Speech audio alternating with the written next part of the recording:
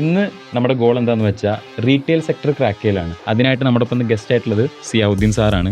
ഇന്ത്യയിലെ ഏറ്റവും വലിയ കൺസ്യൂമർ സ്റ്റേറ്റാണ് കേരളം. ആ ഒരു സ്റ്റേറ്റിൽ എന്തുകൊണ്ട് റീറ്റെയിലിന് സ്കോപ്പില്ല എന്നുള്ളതാണ്. ആവറേജ് മാർജിൻ എന്ന് പറഞ്ഞാൽ മാക്സിമം പോയാൽ 15% ആണ്. അതിൽ ഇന്നത്തെ എക്സ്പെൻസ് എന്ന് പറയുന്നത് 14% ആണ്. ഈ 1% എന്ന് പറയുന്നത് എന്താണ്? തെഫ്റ്റ്. പല സൂപ്പർ മാർക്കറ്റിൽ ഞാൻ കണ്ടിട്ടുള്ളത് ഒരുപാട് ഇൻറ്റീരിയറിന് വേണ്ടി പൈസ ചിലവാക്കുന്നു. അതൊരു ഡെഡ് മണിയാണ്. ഷോപ്പിന് ഭംഗി വേണം എന്നുള്ളത് സംശയമൊന്നുമില്ല. പക്ഷേ അനാവശ്യമായിട്ടുള്ള ഇൻറ്റീരിയറിന് വേണ്ടി ഇൻവെസ്റ്റ് ചെയ്യുക എന്ന് പറയുന്നത് അത് ഒരു ഡെഡ് മണിയായിട്ട് നമ്മുടെ ബിസിനസ്സിലേക്കുള്ള ക്യാപിറ്റലിനെ അത് കുറക്കുന്നത്. കാണുന്നതെല്ലാം പൊന്നല്ല എന്ന് പറഞ്ഞതുപോലെ നമ്മൾ കാണുന്നതൊന്നുമല്ല, അതിൻ്റെ ഡീപ്പിലേക്ക് പോകുമ്പോൾ പ്രശ്നം. ഇപ്പം നിങ്ങൾ സൂപ്പർ മാർക്കറ്റ് എന്ന് പറഞ്ഞാൽ സൂപ്പർ മാർക്കറ്റ് നല്ല ഭംഗിയാണ്, ഇഷ്ടംപോലെ ആൾ വരുന്നുണ്ട്, പോകുന്നുണ്ട്. പക്ഷെ അതിൻ്റെ ബാക്ക് സൈഡിലേക്ക് ചെന്നാലുള്ള ബുദ്ധിമുട്ട് നിങ്ങൾ പഠിക്കാഞ്ഞിട്ടാണെന്ന് ഞാൻ പറയും. Welcome to a new episode of inclusive by Afsal Khadir. ഇന്ന് നമ്മുടെ ഗോൾ എന്താണെന്ന് വെച്ചാൽ റീറ്റെയിൽ സെക്ടർ ക്രാക്ക് ചെയ്യലാണ്. റീറ്റെയിൽ സെക്ടർക്ക് എങ്ങനെ എൻ്റർ ചെയ്യാം, എങ്ങനെ ഒരു സൂപ്പർ മാർക്കറ്റ് തുടങ്ങാം, എങ്ങനെ അത് സ്കെയിൽ ചെയ്യാൻ പറ്റും, ഈ ഇൻഡസ്ട്രിയുടെ ബെനിഫിറ്റ്സ് എന്തൊക്കെയാണ്, റിസ്ക് എന്തൊക്കെയാണ്, അങ്ങനെ A to Z കാര്യങ്ങൾ നമ്മൾ ക്രാക്ക് ചെയ്യാൻ പോവുകയാണ്. അതിനായിട്ട് നമ്മുടെ ഒപ്പം ഗസ്റ്റ് ആയിട്ടുള്ളത് സിയാവുദ്ദീൻ സാറാണ്. A person who has more than 25 years experience in the retail sector, who is the regional head of Grand Hypermarket, co-founder of SWAG, Supermarket Welfare Association of Kerala, and also an author, running multiple businesses. അപ്പോൾ ഇതിലും നന്നായിട്ട് നമുക്ക് ഈ sector crack ചെയ്യാൻ വേറെ ആളെ കിട്ടിയെന്ന് വരില്ല. സർ, നമുക്കൊന്ന് സ്റ്റാർട്ട് ചെയ്യല്ലേ? Welcome sir to the podcast. Sir, നമ്മുടെ ഓഡിയൻസ് ജനറലി വരുന്നത് യങ് ഓൺടർപ്രണേഴ്സാണ്, who want to build business in Kerala. കേരളത്തിൽ എന്തെങ്കിലും തുടങ്ങാൻ ആഗ്രഹിക്കുന്ന ഒരു കൂട്ടം ആൾക്കാരുണ്ട്. അവർക്ക് വാല്യൂ കൊടുക്കുന്ന ഒരു പോഡ്കാസ്റ്റാണ് നമ്മുടെ. അപ്പോൾ ഇന്നത്തെ ഓഡിയൻസ് എന്ന് വെച്ചാൽ റീറ്റെയിൽ സെക്ടർക്ക് ആരൊക്കെ എൻ്റർ ചെയ്യാൻ പറ്റും, എന്തൊക്കെയാണ് ഇതിലുള്ള ഓപ്പർച്യൂണിറ്റീസ്, അവർക്ക് വേണ്ടിയിട്ടുള്ളൊരു പോഡ്കാസ്റ്റാണ്. അപ്പോൾ ഞാൻ സാറിനോട് ഫസ്റ്റ് ചോദിക്കുകയാണ്. സാർ ഇപ്പോൾ ഈ ഇൻഡസ്ട്രിയിൽ 25 വർഷമായി, ഒരു അസോസിയേഷൻ്റെ കോഫൗണ്ടറാണ്, ഓതറാണ്. ഇപ്പോൾ ഒരാൾ വന്ന് ചോദിക്കുകയാണ് സാർ എന്താണ് ചെയ്യണത് എന്നുള്ളത്. അപ്പോൾ അവരോട് എന്താണ് സാർ പറയുക? അത് നമ്മുടെ ഓഡിയൻസിനോടൊന്ന് പറയും. സാറിൻ്റെ ഒരു ഇൻട്രൊഡക്ഷൻ. നിങ്ങൾ ആദ്യം ചോദിച്ച ചോദ്യത്തിന് മറുപടി പറഞ്ഞുകൊണ്ട് അടുത്തതിൽ പോക്കായിരിക്കും നല്ലത്. കാരണം കേരളത്തിൽ റീറ്റെയിൽ ബിസിനസ് തുടങ്ങാൻ പറ്റുമോ എന്ന് പറഞ്ഞാൽ ഇന്ന് വേൾഡിൽ തന്നെ ഏറ്റവും കൂടുതൽ ഡെവലപ്പ് ചെയ്തുകൊണ്ടിരിക്കുന്ന ഒരു മേഖലയാണ് റീറ്റെയിൽ മേഖല. ഇന്ത്യയിലെ ഏറ്റവും വലിയ കൺസ്യൂമർ സ്റ്റേറ്റാണ് കേരളം. അപ്പം ആ ഒരു സ്റ്റേറ്റിൽ എന്തുകൊണ്ട് റീറ്റെയിലിന് സ്കോപ്പില്ല എന്നുള്ളതാണ്. ഏറ്റവും കൂടുതൽ സ്കോപ്പുള്ള ഒരു സ്റ്റേറ്റാണ് കേരളം. കാരണം കേരളത്തിലെ ഓരോ പ്രൊഡക്റ്റും, അല്ലെങ്കിൽ ഇന്ന് ഭൂരിഭാഗം പ്രൊഡക്റ്റും അതർ സ്റ്റേറ്റുകളിൽ നിന്ന് പ്രൊഡക്ഷൻ നടത്തി ഇവിടെ വരുന്നവയാണ്. അപ്പോൾ ഇവിടെ ഒരു മാർക്കറ്റ് ഉണ്ടായിട്ടായിരിക്കണമല്ലോ അങ്ങനെ ഒരു സംഭവിക്കുക. അപ്പോൾ ഇവിടെ ഇനിയും പ്രൊഡക്ഷൻ യൂണിറ്റുകളും അതുപോലെയുള്ള കാര്യങ്ങൾക്ക് വളരെയധികം സ്കോപ്പുണ്ട്. അതേപോലെ ബിസിനസ്സിന് സ്കോപ്പുണ്ട്. പക്ഷെ അത് ഏത് രീതിയിൽ, പ്രോപ്പറായിട്ടുള്ള രീതിയിൽ ഗവൺമെൻറ് സപ്പോർട്ടോടുകൂടി മുന്നോട്ട് കൊണ്ടുപോകാം എന്നുള്ളതാണ് നമ്മൾ ചിന്തിക്കേണ്ടത്. റൈറ്റ്. എന്നെ സംബന്ധിച്ചിടത്തോളം നിങ്ങൾ ചോദിച്ച അടുത്ത ചോദ്യം എന്താണെന്ന് വെച്ചാൽ ഞാൻ എങ്ങനെ ഇവിടെ എത്തി എന്നുള്ളതാണ്. അതിനുമുമ്പ് ആരാണ് സിയാവുദ്ദീൻ സാർ? ലൈക്ക് നമ്മുടെ ഓഡിയൻസ്, ഇത് കാണുന്ന ഓഡിയൻസ്, അവരെന്തുകൊണ്ട് ഇത് കാണണം എന്നുള്ളൊരു. എൻ്റെ പേര് സിയാവുദ്ദീൻ എന്നാണ്. ഞാൻ ജനിച്ചത് വളർന്നതൊക്കെ ശരിയായിട്ടുള്ള എൻ്റെ ഫാദറിൻ്റെ നാട് വൈപ്പിൻ ഐലൻഡിലെ എടവനക്കാട് എന്ന് പറഞ്ഞ സ്ഥലത്താണ്. 1976 എൻ്റെ ഗ്രാൻഡ് ഫാദർ തുടങ്ങിയിട്ടുള്ള ഒരു ബോട്ട് കമ്പനി ഉണ്ടായിരുന്നു ആലുവയിൽ. അങ്ങനെയാണ് ഞങ്ങൾ എടവനക്കാട് നിന്ന് ആലുവയിലേക്ക് പറിച്ച് നടപ്പെടുന്നത്. അതിനുശേഷം എൻ്റെ ജീവിതം മുഴുവൻ ആലുവ പ്രദേശങ്ങളിലാണ്. എൻ്റെ മദറിൻ്റെ വീട് വെളിയത്തുനാട് എന്നുള്ളതാണ്. വെളിയത്തുനാട് എൻ്റെ മദറിൻ്റെ ഫാദർ പഴയൊരു MP-യും ഫ്രീഡം ഫൈറ്ററും ഒക്കെ VC അഹമ്മദ് ഉണ്ണി എന്ന് പറയുന്ന അദ്ദേഹമാണ്. അദ്ദേഹത്തിന് ഒരു മകളുള്ളൂ. അതുകൊണ്ട് ഞങ്ങൾ വെളിയത്തുനാട് സെറ്റിൽ ചെയ്യേണ്ടി വരികയാണ് ചെയ്യുന്നത്. ഇപ്പോൾ എൻ്റെ വീട് വെളിയത്തുനാടാണ് എന്ന് പറയാം. ഈ എടവനക്കാടും വെളിയത്തുനാടും എന്ന് പറഞ്ഞാൽ 2 ചെറിയ ഗ്രാമപ്രദേശങ്ങളാണ്. അവിടെ നിന്ന് ആധുനികതയുടെ എല്ലാ രീതിയിലുമുള്ള ഒരു പുതിയ ബിസിനസ് ആണ് സൂപ്പർ മാർക്കറ്റ്. 2000-ലാണ് ശരിക്കും പറഞ്ഞാൽ കേരളത്തിൽ ഒരു സൂപ്പർ മാർക്കറ്റ് മേഖലയുമായി ബന്ധപ്പെടുന്നത്. ബന്ധപ്പെടുന്നത്. അത് എന്ന് പറയുന്നത് 2000 ഏത് വർഷമാണ്? 2000-ലാണ്. 2000-ലാണ്. അത് എന്ന് പറയുന്നത് അന്ന് കേരളത്തിലെ വിപ്ലവമായി മാറിയിരുന്ന മാർജിൻ ഫ്രീ മാർക്കറ്റ് എന്ന് പറയുന്ന ഓക്കെ. ഒരു ബിസിനസ്സുമായിട്ടാണ് ആദ്യമായി ഞാൻ സൂപ്പർ മാർക്കറ്റ് മേഖലയിൽ വരുന്നത്. Margin free market margin free market ഒന്ന് എക്സ്പ്ലെയിൻ ചെയ്യട്ടെ. മാർജിൻ ഫ്രീ മാർക്കറ്റ് എന്താണെന്നുള്ളത്? മാർജിൻ ഫ്രീ മാർക്കറ്റ് എന്ന് പറഞ്ഞാൽ ആഹാ.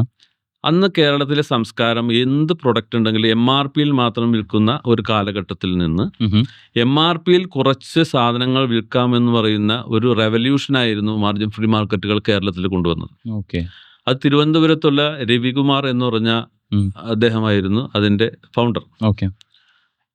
അങ്ങനെ അദ്ദേഹത്തിൻ്റെ 26ാമത്തെ ഫ്രാഞ്ചൈസിയായിട്ട് ഞാൻ കോഴിക്കോട് ആനിഹാൾ റോട്ടിലാണ് എൻ്റെ ആദ്യ ബിസിനസ് ആരംഭിക്കുന്നത്. ആദ്യ സൂപ്പർ മാർക്കറ്റ് ആരംഭിക്കും. ഓക്കെ. അതിനുശേഷം കോഴിക്കോട് മാവൂർ റോഡ്, നടക്കാവ്, വെസ്റ്റിൽ ചുങ്കം, അങ്ങനെ Okay. 3-4 സ്റ്റോറുകൾ ഉണ്ടായിരുന്നു. ഓക്കെ. അതിനുശേഷം മദ്രാസിൽ 3-4 ഔട്ട്ലെറ്റ്സ് ഉണ്ടായിരുന്നു. അപ്പോൾ മാർജിൻ ഫ്രീ മാർക്കറ്റ് എന്ന് പറഞ്ഞ ഒരു ടേൺ ഓവർ ബിസിനസ്സാണ്. ഓക്കെ. വില കുറച്ച് കൊടുത്തുകൊണ്ട് കൂടുതൽ ടേൺ ഓവർ ഉണ്ടാക്കുന്ന രീതിയിലുള്ളൊരു ബിസിനസ്സായിരുന്നു. വില കുറച്ച് സെയിൽസ് കൂട്ടാന്നുള്ളൊരു ഇത്. സെയിൽസ്, അതെ, അത് കൂടുതൽ ടേൺ ഓവർ ഉണ്ടാക്കുക, Right. അതാണ് അങ്ങനത്തെ ഒരു ബിസിനസ്സായിരുന്നു. പക്ഷെ കാലക്രമേണ അതിൻ്റെ ഒരു ട്രെൻഡ് മാറി. ഇന്ന് കേരളത്തിൽ തിരുവനന്തപുരം, തൃശ്ശൂർ, അങ്ങനെ ചില ഡിസ്ട്രിക്റ്റിൽ മാത്രമേ മാർജിൻ ഫ്രീ മാർക്കറ്റുകൾ നിൽക്കുന്നുള്ളൂ. എന്തുകൊണ്ടായിരിക്കും അത്? അതിനുള്ള കാരണം പഴയ കാലത്തും വിട്ടിട്ട് ഇപ്പോൾ പൊതുവെ എക്സ്പെൻസ് വളരെ കൂടി. സാലറി ലെവലിലാകട്ടെ, റെന്റ് ലെവലിലാകട്ടെ, ഇലക്ട്രിസിറ്റി ആകട്ടെ, എല്ലാ ലെവലും ഇന്ന് കൂടി. ഇന്ന് സൂപ്പർ മാർക്കറ്റ് മേഖലയുടെ ഏറ്റവും വലിയ ത്രെട്ടും അത് തന്നെയാണ്. കാരണം ഇന്ന് സൂപ്പർ മാർക്കറ്റ് നടത്തുക എന്ന് പറഞ്ഞാൽ അത്ര ഈസി ആയിട്ടുള്ള സംഗതിയല്ല. മനസ്സിലായി. അതിനൊരു മെയിൻ കാരണം എന്താണെന്ന് വെച്ചാൽ ഇന്നത്തെ മാർജിൻ, അല്ലെങ്കിൽ മൾട്ടിനാഷണൽ കമ്പനികളും അല്ലാത്തവരും നിശ്ചയിച്ച് വെച്ചിരിക്കുന്ന മാർജിനിൽ ഇപ്പോഴത്തെ എക്സ്പെൻസുമായിട്ട് മീറ്റ് ചെയ്യാൻ വളരെ ബുദ്ധിമുട്ടാണ്. കാരണം അവർ ഏതോ ഒരു കാലത്തുണ്ടാക്കിയ ഒരു മാർജിനാണ് ഇപ്പോഴും മൾട്ടിനാഷണൽ കമ്പനികൾ റീറ്റെയിലർക്ക് കൊടുക്കുന്നത്. ഓക്കെ. അപ്പോൾ അതുകൊണ്ട് സംഭവിക്കുന്നത് എന്താണെന്ന് വെച്ചാൽ ഇന്ന് എല്ലാ ചെലവുകളും കഴിച്ച് വളരെ ചെറിയൊരു മാർജിനാണ് സൂപ്പർ മാർക്കറ്റുകൾക്ക് ലഭിക്കുന്നത്. അപ്പോൾ സൂപ്പർ മാർക്കറ്റിൻ്റെ കാറ്റഗറികൾ മാറി. ചെറിയ സൂപ്പർ മാർക്കറ്റ്, ഒരു middle size super market, hyper മാർക്കറ്റുകൾ. കാലക്രമേണ എന്താ സംഭവിക്കുക എന്ന് വെച്ചാൽ ഏറ്റവും ചെറിയ സൂപ്പർ മാർക്കറ്റുകളും ഏറ്റവും വലിയ ഹൈപ്പർ മാർക്കറ്റുകളും നിന്നുകൊണ്ട് ഇടയിലുള്ള മിഡിൽ സൂപ്പർ മാർക്കറ്റുകൾക്ക് വലിയൊരു ത്രെട്ടാണ്.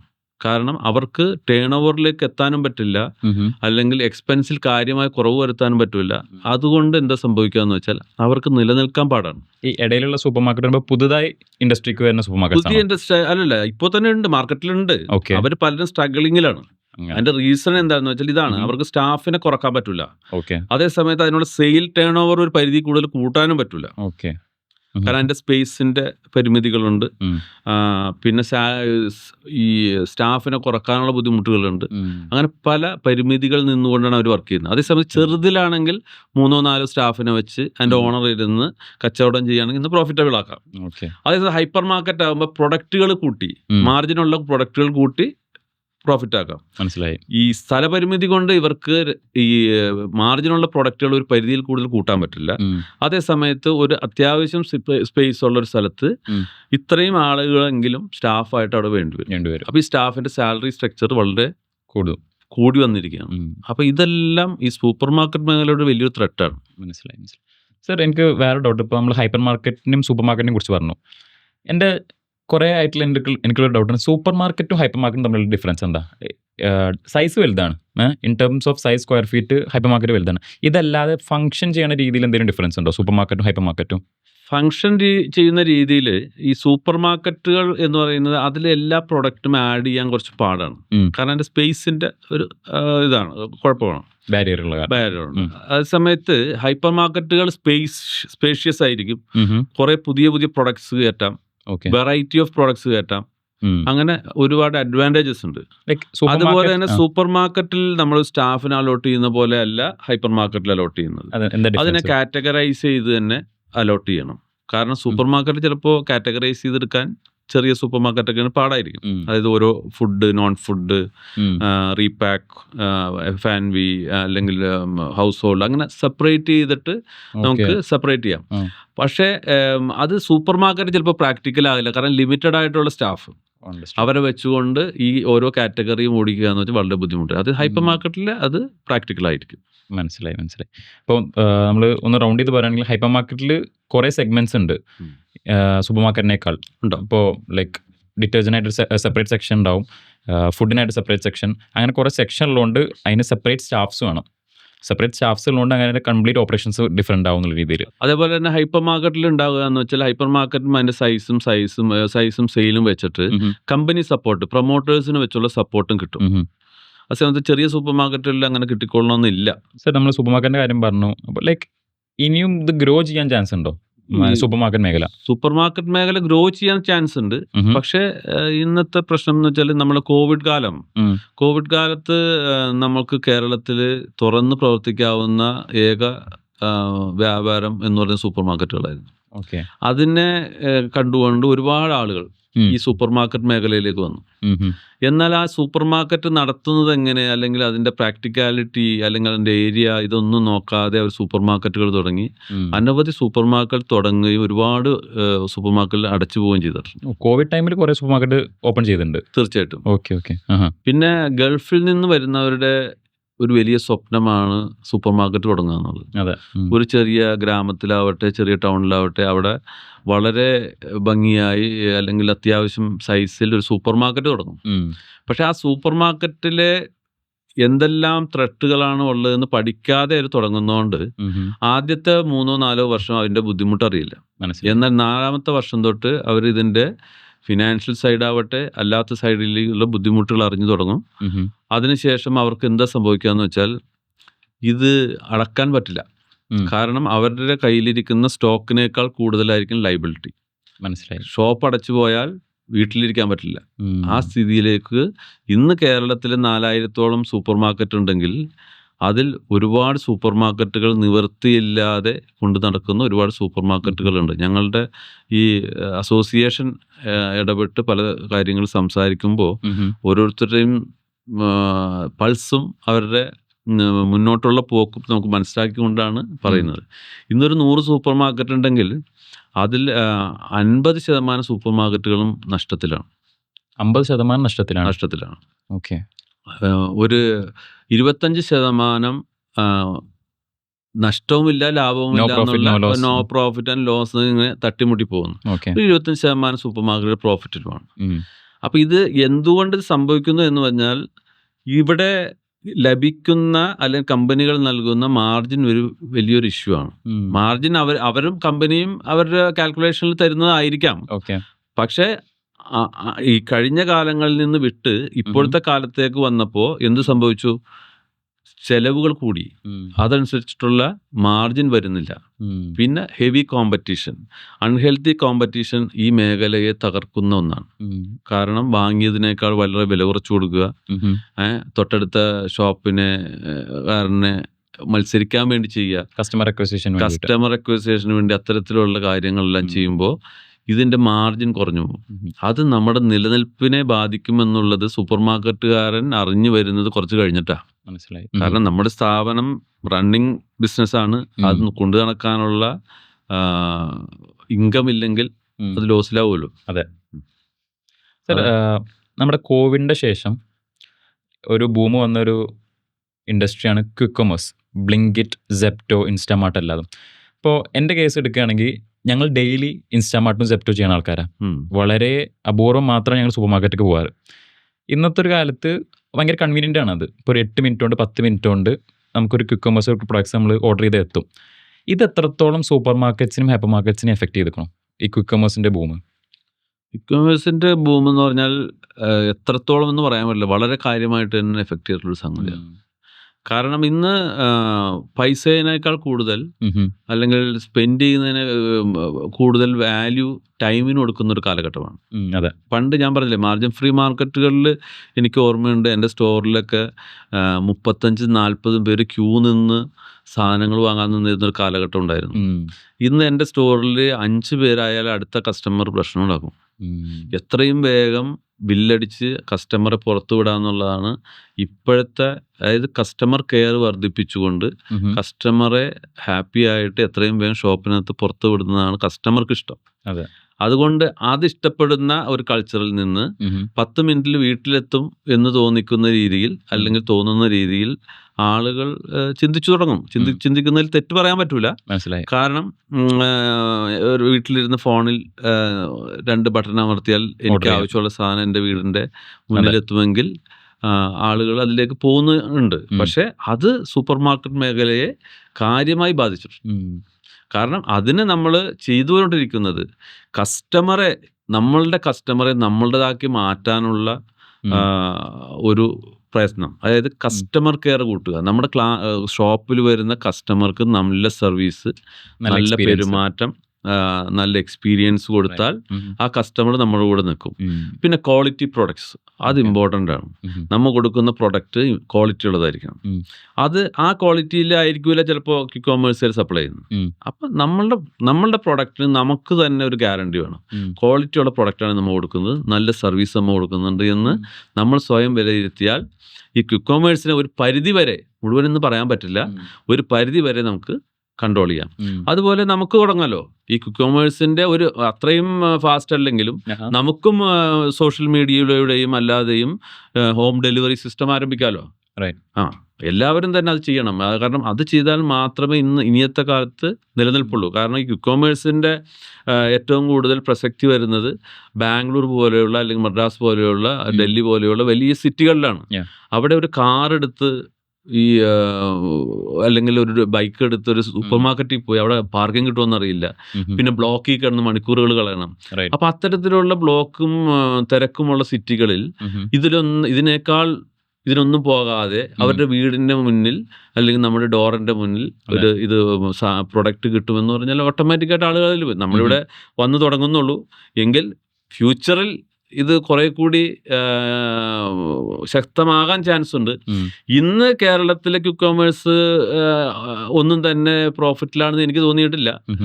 കാരണം ഒരുപാട് സ്പെൻഡ് ചെയ്യുന്നുണ്ട്, അതിനുള്ള സർവീസ് കൊടുക്കുന്നത്, അതെല്ലാം പ്രോഫിറ്റബിൾ ആയിരിക്കുമെന്ന് തോന്നുന്നില്ല. പക്ഷെ ഫ്യൂച്ചർ കണ്ടുകൊണ്ട് ഇൻവെസ്റ്റ് ചെയ്യണം. ഇപ്പോഴും എല്ലാ ക്വിക്കോമേഴ്സും ലോസ് മേക്കിംഗ് കമ്പനീസ് തന്നെയാണ്. വളരെ ബ്ലിങ്കിറ്റ് മാത്രമാണ് in the edge of making profit. Okay sir, ഇതിൽ കുറേ വർഷമായി, റീറ്റെയിൽ സെക്ടറിൽ കുറേ വർഷമായി. എനിക്കറിയേണ്ടത് 25 വർഷം മുന്നേ ഈ ഇൻഡസ്ട്രി എങ്ങനെ ഉണ്ടായിരുന്നു, കേരളത്തിൽ എങ്ങനെയായിരുന്നു, ഇപ്പോൾ എങ്ങനെയാണ്, എന്തൊക്കെയാണ് മെയിൻ ഡിഫറൻസസ്? 25 വർഷം മുമ്പ് എന്ന് പറഞ്ഞാൽ 25 വർഷം മുമ്പ് സൂപ്പർ മാർക്കറ്റുകളുടെ എണ്ണം കുറവാണ്. അതായത് അന്ന് ഇവിടെ ഏറ്റവും വലിയ സൂപ്പർ മാർക്കറ്റ് എന്ന് പറഞ്ഞാൽ വർക്കീസ് ആയിരുന്നു. Varkeys supermarket, Varkeys bakery കൊച്ചിയിലാണ് ആരംഭിച്ചത്. പക്ഷെ അവർ കാലിക്കറ്റ് ഉണ്ടായിരുന്നു, ട്രിച്ചൂർ ഉണ്ടായിരുന്നു. അവരായിരുന്നു വലിയൊരു ചെയിൻ പോലെ നല്ല സ്റ്റാൻഡേർഡ് ആയിട്ട് ചെയ്തിരുന്ന ആളുകൾ. അവർ ശരിക്കും പറഞ്ഞ ഒരു കാലഘട്ടത്തിൽ ഇല്ലാതായി പോയതാണ്. അത് വേറെ റീസൺസ് ആകാം. പക്ഷെ അവരായിരുന്നു അന്ന് കേരളത്തിലെ ഏറ്റവും വലിയൊരു സൂപ്പർ മാർക്കറ്റ് മേഖലയിൽ സ്റ്റാൻഡേർഡ് ആയിട്ട് ചെയ്തിരുന്ന ആൾ. ഇന്ന് വേറൊരു കാര്യം പറയാൻ പോയി കഴിഞ്ഞാൽ സൂപ്പർ മാർക്കറ്റ് മേഖലയിൽ അല്ലെങ്കിൽ ഹൈപ്പർ മാർക്കറ്റ് മേഖലയിൽ ഏറ്റവും ഭംഗിയായി അല്ലെങ്കിൽ ഒരു ഇന്റർനാഷണൽ സ്റ്റാൻഡേർഡിൽ സൂപ്പർ മാർക്കറ്റ് തുടങ്ങിയത് അജ്മൽ ബിസ്മിയാണ്. അതെ, അദ്ദേഹത്തിന്റെ ഷോപ്പുകളെല്ലാം വളരെ ഡിസൈൻഡ്, വളരെ ഭംഗിയുള്ള ഷോപ്പുകളായിരുന്നു. അത് ആ ഒരു വ്യത്യാസം, സൂപ്പർ മാർക്കറ്റിലെ ഒരു വ്യത്യാസം നല്ലൊരു കൊണ്ടുവന്ന ഒരാളാണ് അജ്മൽ ബിസ്മി. എക്സ്പീരിയൻസ് ബെറ്റർ ആക്കി. കാരണം ഒരു കസ്റ്റമർ വന്നാൽ അവൻ അത് കയറിയാൽ തന്നെ ഒരു ഹാപ്പിനെസ് കിട്ടും. ആ രീതിയിലുള്ള ഒരു ഷോപ്പുകളായിരുന്നു അജ്മൽ ബിസ്മിയുടെ ഇവിടെ ഉണ്ടായിരുന്നത്. അതിപ്പോൾ റിലയൻസ് ഏറ്റെടുത്തു. എങ്കിൽ ഞാൻ പറയണം, ആ ഒരു ചേഞ്ച് സൂപ്പർ മാർക്കറ്റിൽ ഉണ്ടായിരുന്ന ഒരു ചേഞ്ച് വരുത്തിയതാണ്. അപ്പോൾ മോൻ ചോദിച്ച ചോദ്യം എന്താണെന്ന് വെച്ചാൽ 25 വർഷം മുമ്പ് ഈ സൂപ്പർ മാർക്കറ്റ് മേഖല. അപ്പോൾ 25 വർഷം മുമ്പ് ഈ വർക്കീസ് അല്ലെങ്കിൽ ഒറ്റയും ആരെങ്കിലും ഒക്കെ ഗൾഫിൽ നിന്ന് വന്നിട്ട് തുടങ്ങിയ സൂപ്പർ മാർക്കറ്റുകളല്ലാതെ കേരളത്തിൽ സൂപ്പർ മാർക്കറ്റുകൾ ഉണ്ടായില്ല. പിന്നെ സൂപ്പർ മാർക്കറ്റ് പോലെ കച്ചവടം ചെയ്തിരുന്ന ഒന്നാണ് മാർജിൻ ഫ്രീ മാർക്കറ്റുകൾ. മാർജിൻ ഫ്രീ മാർക്കറ്റുകൾ ഏകദേശം 500ഓളം മാർജിൻ ഫ്രീ മാർക്കറ്റുകൾ കേരളത്തിലുണ്ടായിരുന്നു. വലിയൊരു ചെയിൻ ആയിരുന്നു അത്. പക്ഷെ എന്തോ അവരുടെ മാനേജ്മെന്റ് ഇഷ്യൂ കൊണ്ടോ അല്ലാത്ത ഇഷ്യൂസ് കൊണ്ട്, അതായത് ഏതൊരു സംഗതിയും വളരുമ്പോൾ അതനുസരിച്ച് ഇൻഫ്രാസ്ട്രക്ചറും അതിൻ്റെ ചില മെത്തേഡ്സ് ഒക്കെ ഒരു സിസ്റ്റമാറ്റിക്കിലേക്ക് വരണം. മനസ്സിലായി. അങ്ങനെ വരാത്തത് കൊണ്ടാണോ എന്ന് എനിക്കറിയില്ല. അത് പതുക്കെ വാനിഷായി പോവുകയാണ് ചെയ്തത്. മനസ്സിലായി. പുതിയ പ്ലേയേഴ്സ് വന്നപ്പോൾ പുതിയ അങ്ങനെ പ്ലേയേഴ്സ് വന്നപ്പോൾ എന്ന് പറയാൻ പറ്റില്ല. ഓക്കെ. അവരുടെ ഒരു മാനേജ്മെന്റ് ഇഷ്യൂസ്, പുതിയ സിസ്റ്റംസ് അതെ, അഡോപ്റ്റ് പുതിയ സിസ്റ്റം ചെയ്യാത്തതുകൊണ്ട്. വന്നു. ഇന്ന് കേരളത്തിൽ ഏത് സിറ്റിയിൽ പോയാലും സൂപ്പർ മാർക്കറ്റ് ഉണ്ട്, റൈറ്റ്. ഏത് ജംഗ്ഷനിൽ പോയ സൂപ്പർ മാർക്കറ്റ് ഉണ്ട്. അന്ന് അങ്ങനെ ഒന്നും കാണാൻ പറ്റില്ല. ഈ ഉം. മെയിൻ സിറ്റീസിൽ മാത്രം സൂപ്പർ മാർക്കറ്റുകൾ ഉണ്ടാവും. എനിക്ക് എപ്പോഴെങ്കിലും തോന്നിയാണ് ലൈക്ക് സൂപ്പർ മാർക്കറ്റ്സ് ഓരോ വർഷം കൂടുതൽ കൂടിക്കൊണ്ടിരിക്കുകയാണ്. അതിന് മെയിനായിട്ട് കാരണം തോന്നിക്കുന്നത് വെച്ചാൽ ആൾക്കാരെ കൺസംഷൻ പവർ ഇൻക്രീസ് ആയിക്കൊണ്ടിരിക്കുക. ആൾക്കാരുടെ ലൈഫ് സ്റ്റൈൽ ഇമ്പ്രൂവ് ആകുമ്പോൾ ആൾക്കാർ കൂടുതൽ കൺസ്യൂം ചെയ്തുകൊണ്ടിരിക്കുക എന്നുള്ളൊരു തോന്നൽ വന്നിട്ടുണ്ട്. അത് തന്നെയാണോ കാരണം? ആൾക്കാരും കൂടുതൽ അവരുടെ ഇൻകം സ്റ്റാൻഡേർഡ്സ് വളർന്നുകൊണ്ടിരിക്കുകയാണ്. അപ്പോൾ അവർ കൂടുതലും പുറത്തുനിന്ന് സാധനങ്ങൾ മേടിക്കാം, പെട്ടെന്ന് സാധനങ്ങൾ മേടിക്കാം എന്നുള്ളൊരു ഇത്, കുറേ സാധനങ്ങൾ കൺസ്യൂം ചെയ്യാന്നുള്ളൊരു.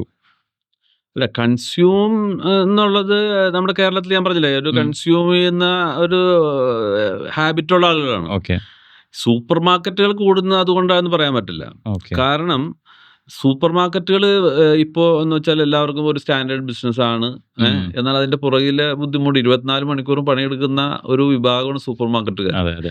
കാരണം അവൻ രാവിലെ തുറന്ന് രാത്രി അടച്ച് വീട്ടിൽ പോയാൽ തന്നെ അവൻ പിറ്റേ ദിവസത്തേക്കുള്ള രാവിലത്തേക്കുള്ള പർച്ചേസിന്റെ ചിന്തകൾ, ഈ ശരിക്കും പറഞ്ഞാൽ സൂപ്പർ മാർക്കറ്റ് നടത്തുന്ന ആളുകളുടെയൊക്കെ കുടുംബജീവിതമൊക്കെ വലിയ പ്രശ്നമാണ്. കാരണം ഫാമിലി ലൈഫ് കുറവാണ് ശരിക്കും പറഞ്ഞാൽ. കാരണം അധികം നേരം ഷോപ്പിനകത്തായിരിക്കും. അതെ അതെ. ഷോപ്പിനകത്ത് പിന്നെ സിസ്റ്റമാറ്റിക് ആയിട്ട് വേറെ ലെവലിൽ പോകുന്നവർക്ക് കുഴപ്പമില്ല. അല്ലാത്ത നിലക്ക് ഒരു സൂപ്പർ മാർക്കറ്റ് രാവിലെ ഒരു 8 മണിക്ക് കട തുറന്നാൽ അവൻ രാത്രി 10 മണിക്ക് ഷോപ്പ് അടച്ച് അത് ക്ലോസ് ചെയ്ത് കഴിയുമ്പോൾ 11 മണി 11:30. Okay okay. പിന്നെ അവൻ കിടന്നു കഴിഞ്ഞാൽ രാവിലെ അവൻ തന്നെയാണ് പർച്ചേസിന് പോകുന്നത്. രാവിലെ 5 മണിക്ക് എഴുന്നേറ്റ് മാർക്കറ്റിൽ പോയി പർച്ചേസ് ചെയ്ത് സാധനം കൊണ്ടുവരണം. എത്ര മണിക്കൂറാണ് ഫാമിലിയുമായി അവൻ സ്പെൻഡ് ചെയ്യുന്നത്? റൈറ്റ്. മനസ്സിലായില്ലേ? അത്രയും സ്ട്രഗിൾ ചെയ്തിട്ട് ചെയ്യുന്ന ഈ ബിസിനസ്സിന് ഈ മാർജിൻ മതിയോ ഇല്ല എന്നുള്ളതാണ് നമ്മുടെ ചോദ്യം. എത്രയാണ് ഈ മാർജിൻ? ഈ ഒരു റേഞ്ച് പറയാൻ പറ്റുമോ? മാർജിൻ എത്രയാണ്? ഇന്ന് ആവറേജ് മാർജിൻ എന്ന് പറഞ്ഞാൽ മാക്സിമം പോയാൽ 15% ആണ് 15%. ഒരു നോർമൽ മാക്സിമം. അതിൽ ഇന്നത്തെ എക്സ്പെൻസ് എന്ന് പറയുന്നത് 14% ആണ്. പിന്നെ ഈ 1% എന്ന് പറയുന്നത് എന്താണ്? തെഫ്റ്റ്. ഇന്ന് ഏറ്റവും വലിയ സൂപ്പർ മാർക്കറ്റുകാർ നേരിടുന്ന ഒരു സംഗതിയാണ് തെഫ്റ്റ്. കാരണം മോഷണം എന്ന് പറയുന്നത് പറയാൻ പറ്റാത്ത എത്ര രീതിയിലുള്ള മോഷണം. അതുകൂടാതെ സംഭവിക്കുന്നത് എന്താണെന്ന് വെച്ചാൽ ഈ സപ്ലയേഴ്സ് ആയിരിക്കില്ല, അതിൻ്റെ സപ്ലയേഴ്സിൻ്റെ സെയിൽസ്മാൻമാരിൽ നിന്നുള്ള പ്രശ്നങ്ങളുണ്ട്. കാരണം ബോക്സൊക്കെ നല്ല സീൽഡ് ആയിരിക്കും. പക്ഷേ അത് തുറന്നു നോക്കുമ്പോൾ ചിലപ്പോൾ 10 ഐറ്റത്തിന് പകരം 9 ഐറ്റം ഉണ്ടാവുള്ളൂ. അങ്ങനത്തെ കുറെ ത്രെട്ട് വേറെയുണ്ട്. അപ്പോൾ ആരും ബോക്സ് സീൽ ചെയ്ത് വന്നാൽ ആരും തുറന്നു നോക്കണമെന്ന് നിർബന്ധമൊന്നുമില്ല. പക്ഷേ ആക്ച്വലി ഇത് ഫൈനലി ഇതിന്റെ സ്റ്റോക്ക് എടുക്കുമ്പോൾ ലോസിലായിരിക്കും. അങ്ങനത്തെ ഒരു ത്രെട്ട്. അപ്പം ഈ 1% എന്ന് പറഞ്ഞാൽ അതും കിട്ടാത്ത ആളുകളുണ്ട്. കാരണം അത് നഷ്ടപ്പെടുകയാണ്. സാർ, ഞാൻ സാറിൻ്റെയൊക്കെ തിരിച്ചു വരികയാണ്. സാർ എന്താണ് പഠിച്ചത്? ഇപ്പോൾ ഈ ഇൻഡസ്ട്രിക്ക് വേണ്ടിയുള്ള എന്തെങ്കിലും ഒരു സ്റ്റഡീസ് ആണോ നടത്തിയത്, അതോ വേറെ എന്തെങ്കിലും ആണോ സാർ? എഡ്യൂക്കേഷൻ സത്യം പറഞ്ഞാൽ ഈ ഇൻഡസ്ട്രിയുമായി എൻ്റെ പഠനവും ഇൻഡസ്ട്രിയോട് യാതൊരു ബന്ധമില്ല. ഞാൻ ശരിക്കും പറഞ്ഞൊരു ഇലക്ട്രോണിക്സ് ആണ് എൻ്റെ ഒരു ബേസിക്സ് ആണ്. Electronics engineer. ഇലക്ട്രോണിക്സ് ഞാൻ ഡിപ്ലോമ ഇലക്ട്രോണിക്സ് ചെയ്തിരുന്നു. കോളേജ് കാലം കഴിഞ്ഞിട്ട് കോളേജ് കാലം കഴിഞ്ഞ് പിന്നെ ഇലക്ട്രോണിക്സിൽ പോയി. അപ്പൊ അതിനുശേഷം പിന്നെ ഞാൻ ഇതുമായി ബന്ധപ്പെട്ടൊരു കച്ചവടം ചെയ്ത് സത്യം പറഞ്ഞാൽ കുറെ നാള് കമ്പ്യൂട്ടർ ഷോറൂം ചെയ്തു. ഓൺലൈൻ IT ഷോപ്പ് എന്ന് പറഞ്ഞിട്ട് ഞാനും എൻ്റെ കുറച്ച് ഫ്രണ്ട്സും കൂടി ചേർന്ന് ഓൺലൈൻ ആലുവയിൽ ഒരു ഷോറൂം ഉണ്ടായിരുന്നു. Computer shop, laptops and desktop printers ഒക്കെ ആയിട്ടുള്ള ഷോറൂം ഉണ്ടായിരുന്നു. അതാണ്. അതേസമയം സൂപ്പർ മാർക്കറ്റുമായി ഞാൻ പറഞ്ഞില്ലേ, സൂപ്പർ മാർക്കറ്റുമായി ബന്ധപ്പെട്ടത് ഈ 2000-ലാണ്. 2000 അവിടേക്ക് എത്തിയത് എങ്ങനെയാണ്? ഇപ്പൊ ഈ ഇലക്ട്രോണിക് ഷോപ്പിൽ നിന്ന്, കമ്പ്യൂട്ടർ ഷോപ്പിൽ നിന്ന് ഒരു സൂപ്പർ മാർക്കറ്റ് സൂപ്പർ മാർക്കറ്റ് ഉള്ളപ്പോൾ തന്നെ ആയിരുന്നു ഈ കമ്പ്യൂട്ടർ ഷോപ്പ് ഉണ്ടായിരുന്നു കേട്ടോ. കാരണം ഇതിലേക്ക് എത്താനുള്ള കാരണം എൻ്റെ ഒരു പ്രിയ സുഹൃത്തുണ്ട്, ഇബ്രാഹിം കുട്ടി ഉണ്ണി എന്നാണ് പുള്ളിനെ അറിയപ്പെടുന്നത്. പുള്ളിയാണ് സത്യം പറഞ്ഞ ഈ തിരുവനന്തപുരത്ത് നിന്ന് ഈ സൂപ്പർ മാർക്കറ്റ്, ഈ മാർജിൻ ഫ്രീ മാർക്കറ്റ് ആലുവയിൽ റോയൽ പ്ലാസ എന്ന് പറഞ്ഞ കോംപ്ലക്സ് ഉണ്ട്. അതിൽ ആദ്യമായിട്ട് അവിടെ നിന്ന് പോയി അവരായിട്ട് സംസാരിച്ചു. ഒരു ഫ്രാഞ്ചൈസി ആദ്യമായിട്ട് കേരളത്തിൽ ഈ ബിസിനസ് കണ്ടിട്ട്, അപ്പൊ അവർക്ക് അന്ന് ഫ്രാഞ്ചൈസി ബിസിനസ് ഒന്നും അറിയാമായിട്ടുണ്ടായിരുന്നു എന്ന് എനിക്കറിയില്ല. രവികുമാർ സാറുമായിട്ട് ബന്ധപ്പെട്ട് അദ്ദേഹം പോയി സംസാരിച്ചു. ആലുവയിൽ ആദ്യമായിട്ടൊരു ഫ്രാഞ്ചൈസി തുടങ്ങണം. അതിനുശേഷം എടപ്പള്ളിയിൽ വന്നു, പെരുമ്പാവൂർ വന്നു, അങ്ങനെ പല സ്ഥലങ്ങളിൽ വന്നു. അതോടെ ഇതൊരു പോപ്പുലറായി കൊണ്ടിരിക്കുന്നു. അങ്ങനെ അദ്ദേഹമായുള്ള ഇൻഫ്ലുവൻസിലാണ്, അല്ലെങ്കിൽ അദ്ദേഹം എൻ്റെ പാർട്ട്ണറായിരുന്നു. ഞങ്ങൾ ഒരുമിച്ചാണ് കാലിക്കറ്റിൽ ഇതിലേക്ക് വരുന്നത്. സാർ, നമുക്ക് ഇത് കാണുന്ന ഓഡിയൻസിന് നമുക്ക് സ്റ്റെപ്പായിട്ട് ഒരു സൂപ്പർ മാർക്കറ്റ് എങ്ങനെ സ്റ്റാർട്ട് ചെയ്യണം എന്നുള്ളൊരു ഗൈഡ് ലൈൻസ് കൊടുക്കാം. അപ്പം അതിനായിട്ട് എൻ്റെ ഫസ്റ്റ് ക്വസ്റ്റ്യൻ, ഒരാൾക്ക് ഇപ്പോൾ ഒരു ഐഡിയ ഉണ്ട്. ഇപ്പം എനിക്ക് ഒരു സൂപ്പർ മാർക്കറ്റ് തുടങ്ങണം എന്നുള്ളൊരു ഐഡിയ വന്ന് ഞാൻ ഏറ്റവും ആദ്യം ചെയ്യേണ്ട ഒരു സ്റ്റെപ്പ് എന്താ? മോൻ ചോദിച്ചത് കറക്റ്റ്. ഞാനിപ്പോൾ ഇത് ഇങ്ങോട്ട് വരുന്നതിന് മുമ്പ് ഞാൻ നിങ്ങളോട് പറഞ്ഞു, ഉം. ലക്ഷദ്വീപിൽ ഒരു സൂപ്പർ മാർക്കറ്റ് തുടങ്ങണം. വലിയ Okay. സൂപ്പർ മാർക്കറ്റ് ഒന്നുമില്ല, ചെറിയ സൂപ്പർ മാർക്കറ്റ്. 750 സ്ക്വയർ ഫീറ്റ് ഉള്ള Okay. ഒരു സൂപ്പർ മാർക്കറ്റ് തുടങ്ങുന്ന ഒരാൾ എന്നെ എൻ്റെ നമ്പർ എവിടെ നിന്ന് എടുത്തിട്ട് എന്നെ വിളിച്ചതാണ്. ഉം. അപ്പം ഞാൻ ഇപ്പോഴത്തെ നിലയിൽ ഇപ്പോഴത്തെ ഒരു സിനാരിയോയിൽ ഒരാളോടും ഞാൻ സൂപ്പർ മാർക്കറ്റ് തുടങ്ങാൻ പറയൂല. Okay. കാരണം ഈ മാർജിനിൽ ഇത്രയും സ്ട്രഗിൾ ചെയ്ത് ഇത്രയും ടെൻഷൻ എടുത്ത് ഉം. ചെയ്യുന്ന ഇതിനുള്ള റിട്ടേൺസ് ഈ ഇൻഡസ്ട്രിയിൽ നിന്ന് കിട്ടുന്നുണ്ടോ എന്നുള്ളത് സംശയമാണ്. സംശയം. കാരണം ഇപ്പോൾ ഉള്ള പല, ഞാൻ പറഞ്ഞില്ലേ, ഇത് സ്റ്റാഫ് ഇഷ്യൂസ് ഉണ്ട്, ഉം. റെന്റ് ഇഷ്യൂസ്, അങ്ങനെ പല ഇഷ്യൂസിനെയും ഫേസ് ചെയ്യുന്ന ഒരു സംഗതി. Okay. എങ്കിലും ഒരാൾ സൂപ്പർ മാർക്കറ്റ് തുടങ്ങണമെന്ന് തീരുമാനിച്ചാൽ ഫസ്റ്റ് സ്റ്റെപ്പ് എന്ന് പറഞ്ഞാൽ ഒരു ഏരിയ നിങ്ങൾ കണ്ടെത്തണം. ആ ഏരിയ കണ്ടെത്തേണ്ടത് എന്ന് പറയുന്നത് ആ ഏരിയയിൽ പോയി അവിടുത്തെ ഒരു മാർക്കറ്റ് സ്റ്റഡി നടത്തണം. ഇവിടെ ലൊക്കേഷൻ, ഇവിടെ എത്ര പേര് താമസിക്കുന്നു, ഏത് കാറ്റഗറിയിലുള്ള ആളുകളാണ്, ഇവർ സൂപ്പർ മാർക്കറ്റ് കൾച്ചറുള്ള ആളുകളാണോ എന്നും നോക്കിയിട്ട് വേണം അവിടെ പോയി സൂപ്പർ മാർക്കറ്റ് തുടങ്ങാൻ. അല്ലെങ്കിൽ ചിലപ്പോൾ പഴയ കാലത്തെ പോലെ പലചരക്ക് കൺസെപ്റ്റും അല്ലെങ്കിൽ കടം വാങ്ങിക്കുന്ന ആളുകളൊക്കെ ആണെങ്കിൽ സൂപ്പർ മാർക്കറ്റിലേക്ക് അവരെ കൺവേർട്ട് ചെയ്യാൻ കുറച്ച് ബുദ്ധിമുട്ടായിരിക്കും. കാരണം കടം കിട്ടുന്ന ഇത് സൂപ്പർ മാർക്കറ്റുകളിൽ അധികവും ആരും തന്നെ കടം കൊടുക്കാൻ റെക്കമെൻഡ് ചെയ്യുന്നില്ല. മനസ്സിലായില്ലേ? ഈ കടം കൊടുത്തു കഴിഞ്ഞാൽ, കടം എന്ന് പറയുന്ന സംഗതി തന്നെ കൊടുത്തു കഴിഞ്ഞാൽ അത് പൈസ വാങ്ങിച്ചെടുക്കുക എന്ന് പറഞ്ഞാൽ വളരെ ബുദ്ധിമുട്ടുള്ള സംഗതിയാണ്.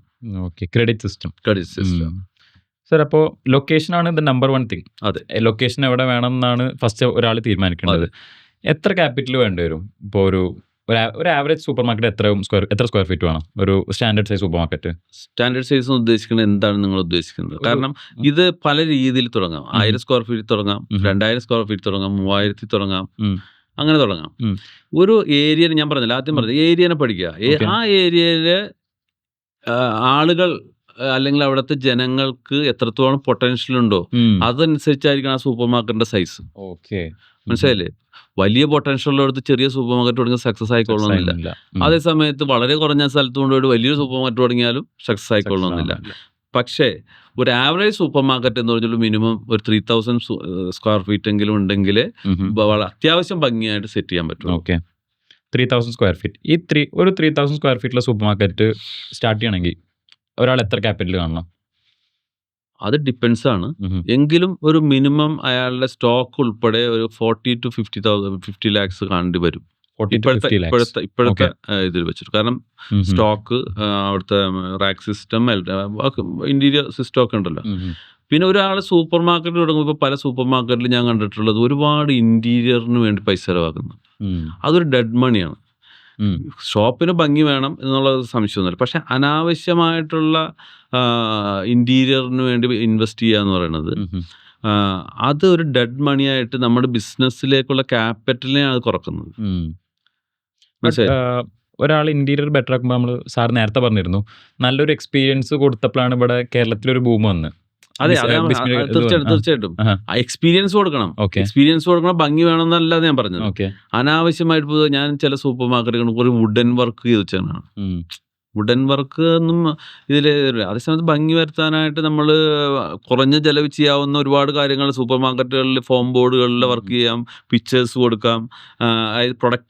പ്രൊഡക്റ്റും ആ ഒരു കസ്റ്റമർ നമ്മളൊരു ബന്ധമുണ്ട്. അവിടെ ഒരു വുഡ് കണ്ടുകൊണ്ട് എന്തെങ്കിലും ഒരു കസ്റ്റമർ ഒരു സാധനം വാങ്ങുമോ?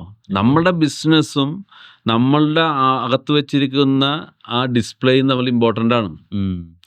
മനസ്സിലായില്ലേ? കാരണം ഒരു പ്രൊഡക്റ്റ് ഞാൻ കാണുന്നു, അല്ലെങ്കിൽ ഒരു ചായപ്പൊടിയുടെ പടം കാണുന്നു, ആ ചായപ്പൊടി വാങ്ങാൻ എനിക്ക് തോന്നാം ചിലപ്പോ. ഒരു മരത്തിന്റെ ഒരു ഫ്രെയിം ഉണ്ടാക്കി ഇങ്ങനെ മോളിൽ നിന്ന് ഇങ്ങനെ തൂക്കിയിട്ടാൽ എനിക്ക് പ്രത്യേകിച്ച് ഫീലിംഗ് ഒന്നും തോന്നൂല. മനസ്സിലായില്ലേ? അപ്പൊ നമ്മൾ ചെയ്യുന്ന ബിസിനസ് എന്താണ്, അതുമായി കണക്ട് ചെയ്തിട്ടുള്ള ഇന്റീരിയേഴ്സ് ചെയ്യാം. ഇതൊരു ബന്ധമില്ലാതെ അനാവശ്യം, അത് പല ഇന്റീരിയർ കമ്പനിയും ചെയ്യുന്ന ചില അവരുടെ ബിസിനസ്സാണ്. ഇന്റീരിയർ കമ്പനിയെ സംബന്ധിച്ച് അവരുടെ ഒരു ബിസിനസ്സാണ് അങ്ങനെ ചെയ്യാന്നുള്ളത്. പക്ഷെ നമ്മൾ ചെയ്യേണ്ടത് നമ്മൾ ചെയ്യുന്ന ബിസിനസ്. ഇപ്പൊ ഉദാഹരണം പറഞ്ഞാൽ റാക്കിന്റെ മോള് വശം അവിടെ കുറച്ച് സ്പേസ് ഉണ്ട്.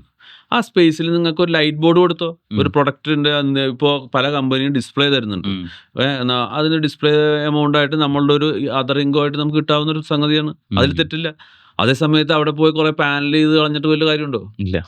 അപ്പോൾ അത് നമ്മളെപ്പോഴും 1 ഇഞ്ച് സ്ഥലമുണ്ടെങ്കിൽ ആ 1 ഇഞ്ചിൽ ഒരു പ്രൊഡക്റ്റ് വെച്ചാൽ അത് സെയിലാകുന്ന കാൽക്കുലേഷൻ വരെ എടുത്താൽ മാത്രമേ സൂപ്പർ മാർക്കറ്റ് നന്നാക്കാൻ പറ്റും. ഇപ്പോൾ സൂപ്പർ മാർക്കറ്റുകളെ സംബന്ധിച്ചിടത്തോളം ഇപ്പോൾ പല സൂപ്പർ മാർക്കറ്റിലും കാണുന്ന ഏറ്റവും വലിയ ഇഷ്യൂ സ്കീംസ് വരും. കമ്പനികൾ സ്കീംസ് എന്ന് പറഞ്ഞാൽ എല്ലാവരും ചാടി വീഴും. ഏറ്റവും വലിയൊരു അബദ്ധമാണത്. സ്കീംസ് സ്കീംസ് എന്ന് പറഞ്ഞപ്പോൾ ഉദാഹരണം പറഞ്ഞാൽ 100 പെട്ടി എടുത്താൽ അല്ലെങ്കിൽ 50 പെട്ടി എടുത്താൽ ഇത്ര രൂപ കുറച്ച് തരാം എന്നുള്ളതാണ് സ്കീം. നമ്മുടെ ഷോപ്പിൽ ചിലപ്പോൾ 5 പെട്ടിയോ വിൽക്കുന്നുണ്ടാവും. അവൻ പറയുന്നത് 15 പെട്ടിയോ അല്ലെങ്കിൽ 20 പെട്ടിയോ ആയിരിക്കും. നമ്മൾ ചിന്തിക്കേണ്ട എന്താണ്, നമ്മൾക്ക് 5 പെട്ടിയുടെ ആവശ്യമുള്ളൂ. അതിൽ നിന്ന് നമ്മൾ ഇനി എന്തെല്ലാം മാർക്കറ്റ് ചെയ്താൽ ഒരു പരിധി വരെ കൂട്ടാം, അതുവരെ നമുക്ക് എടുക്കാം. അതിനപ്പുറത്തേക്ക് എടുത്താൽ അത് ഡെഡ് സ്റ്റോക്ക് ആയിട്ട് മാറണം, ഓവർ സപ്ലൈ ആവും, ഓവറായിട്ടിരിക്കും. പിന്നെ അതിന് നമുക്ക് കാണേണ്ടത് എന്താ, അത് കീപ്പ് ചെയ്യാൻ സ്ഥലം കാണണം. പിന്നെ അതിനിടയിൽ ഇപ്പൊ സൂപ്പർ മാർക്കറ്റിൽ ഏറ്റവും വലിയ ത്രെട്ട് എലി ശല്യങ്ങൾ ഉണ്ടാവും ഫുഡാണെങ്കിൽ. അങ്ങനെ പല പ്രശ്നങ്ങളുണ്ട്. അപ്പം നമ്മൾ ഈ അനാവശ്യമായ സ്കീമുകളിൽ പോയി പെട്ടുപോകുന്നത് എപ്പോഴും അബദ്ധമാണ്. കാരണം നമുക്ക് നമ്മൾ നോക്കുക, നമുക്ക് എത്ര വിൽക്കാൻ, നമുക്കൊരു കോൺഫിഡൻസ് വേണം. ഈ ഞാൻ ഇത്ര എടുത്ത് എനിക്ക് വിൽക്കാൻ പറ്റുമെന്ന് ഉറപ്പുണ്ടെങ്കിൽ ഓക്കെ. അല്ലാത്ത നിലക്ക് ഒരു സ്കീമിലും പോയി നമ്മൾ സാധനം എടുക്കരുത്. ആവശ്യത്തിന് എടുക്കുക. നമ്മുടെ സെയിൽ എന്താണോ, സെയിലിനെ പഠിച്ചിട്ട് എടുക്കണം നമ്മുടെ സ്കീം. മനസ്സിലായി സർ.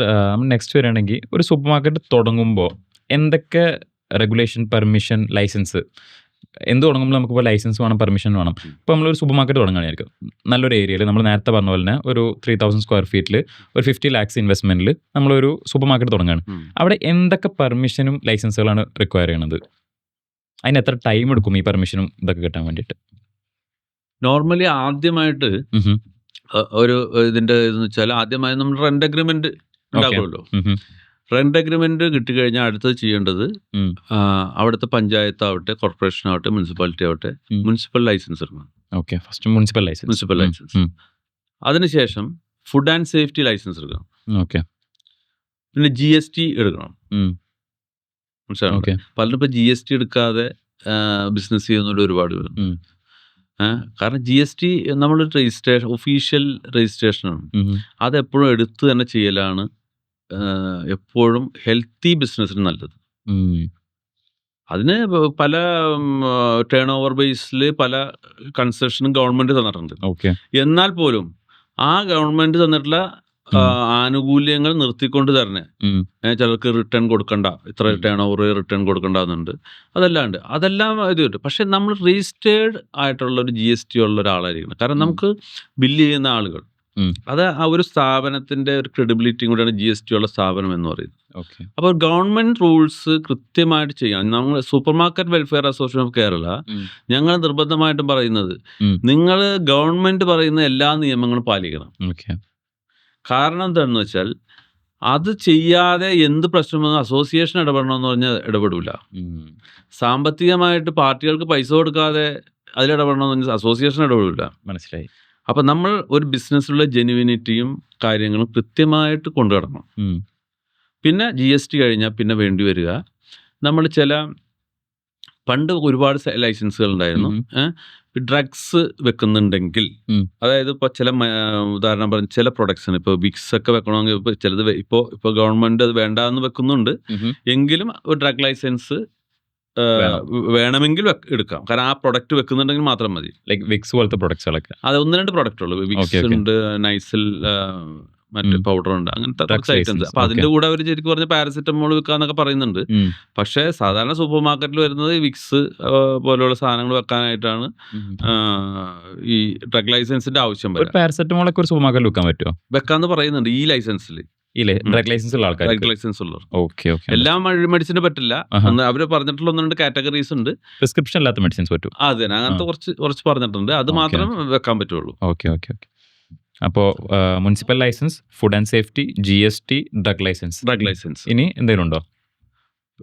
പിന്നെ ശ്രദ്ധിക്കേണ്ട ഒരു വിഷയം നമ്മുടെ ഇതില്ലേ, ലീഗൽ മെട്രോളജി. നമ്മൾ ഈ ഷോപ്പുകളിലൊക്കെ മറ്റേ ഇതുണ്ടാവും, മറ്റേ വെയിങ് മെഷീൻസ്, അതിന്റെ ലൈസൻസ് എടുക്കണം. ഒന്ന് എക്സ്പ്ലെയിൻ ചെയ്തു. അതായത് നമ്മുടെ വെയിങ് മെഷീൻസ് ഉണ്ടല്ലോ, വെയിങ് മെഷീൻസ് എല്ലാം ഗവൺമെന്റോട് സീൽ ചെയ്ത മെഷീൻസ് ആണ് എന്ന് ഉറപ്പുവരുത്തിയുള്ള സർട്ടിഫിക്കറ്റ് ഉണ്ടാവണം. മനസ്സിലായില്ലേ? അത് ഇൻസ്പെക്ഷന് ബാധകമായിട്ടുള്ള സംഗതിയാണ്. അത് എല്ലാ കൊല്ലവും വെയിങ് മെഷീൻസ് ചെക്ക് ചെയ്ത് അത് ഉറപ്പുവരുത്തേണ്ട ഒരു സംഗതിയാണ്. അതുപോലെ ലേബർ ലൈസൻസ്, നമ്മുടെ ഷോപ്പിൽ എത്ര ലേബർ ഉണ്ട്, ആ ലേബർ ലൈസൻസ് ആവശ്യമാണ്. പിന്നെ കുറച്ചുകൂടി വലിയ ഇൻഡസ്ട്രിയിലേക്ക് പോയി കഴിഞ്ഞാൽ ESI PF രജിസ്ട്രേഷൻ വേണം. അത് ESI PF പറഞ്ഞാൽ ESI അതായത് മറ്റേ മെഡിക്കൽ തൊഴിലാളികൾക്ക് മറ്റേ മെഡിക്കൽ ഗവൺമെന്റ് ആയിട്ടുള്ള ഉള്ളൊരു ഇതാണ് ESI. അതിൽ പ്രൊവിഡന്റ് ഫണ്ട്. ഈ പ്രൊവിഡന്റ് ഫണ്ടും അത് മാനേജ്മെന്റും തൊഴിലാളികളും കൂടി ചേർന്ന് പ്രൊവിഡന്റ് പൈസ അടക്കുന്ന രീതിയുണ്ട്. അപ്പൊ അതും വലിയ ഇൻഡസ്ട്രിയിൽ വേണ്ടി വരും. പക്ഷെ അത് ചെറിയ ഇൻഡസ്ട്രിയിൽ ആവശ്യമില്ല. വലിയ ഇൻഡസ്ട്രി വ്യത്യാസം അതിപ്പോ ഹൈപ്പർ മാർക്കറ്റിലൊക്കെ കൂടുതൽ സ്റ്റാഫ് ഉണ്ടെങ്കിൽ ഹൈപ്പർ മാർക്കറ്റിൽ വേണ്ടി വരും, സൂപ്പർ മാർക്കറ്റിൽ ആവശ്യം വരില്ല. ശരിക്കും പറഞ്ഞാൽ ഇപ്പോഴത്തെ നിയമത്തില് ഒരാളുണ്ടെങ്കിൽ തന്നെ വേണമെന്ന് പറയുന്നുണ്ട്. പക്ഷെ അവർ അത്ര സ്ട്രിക്റ്റ് ആക്കിയിട്ടില്ല.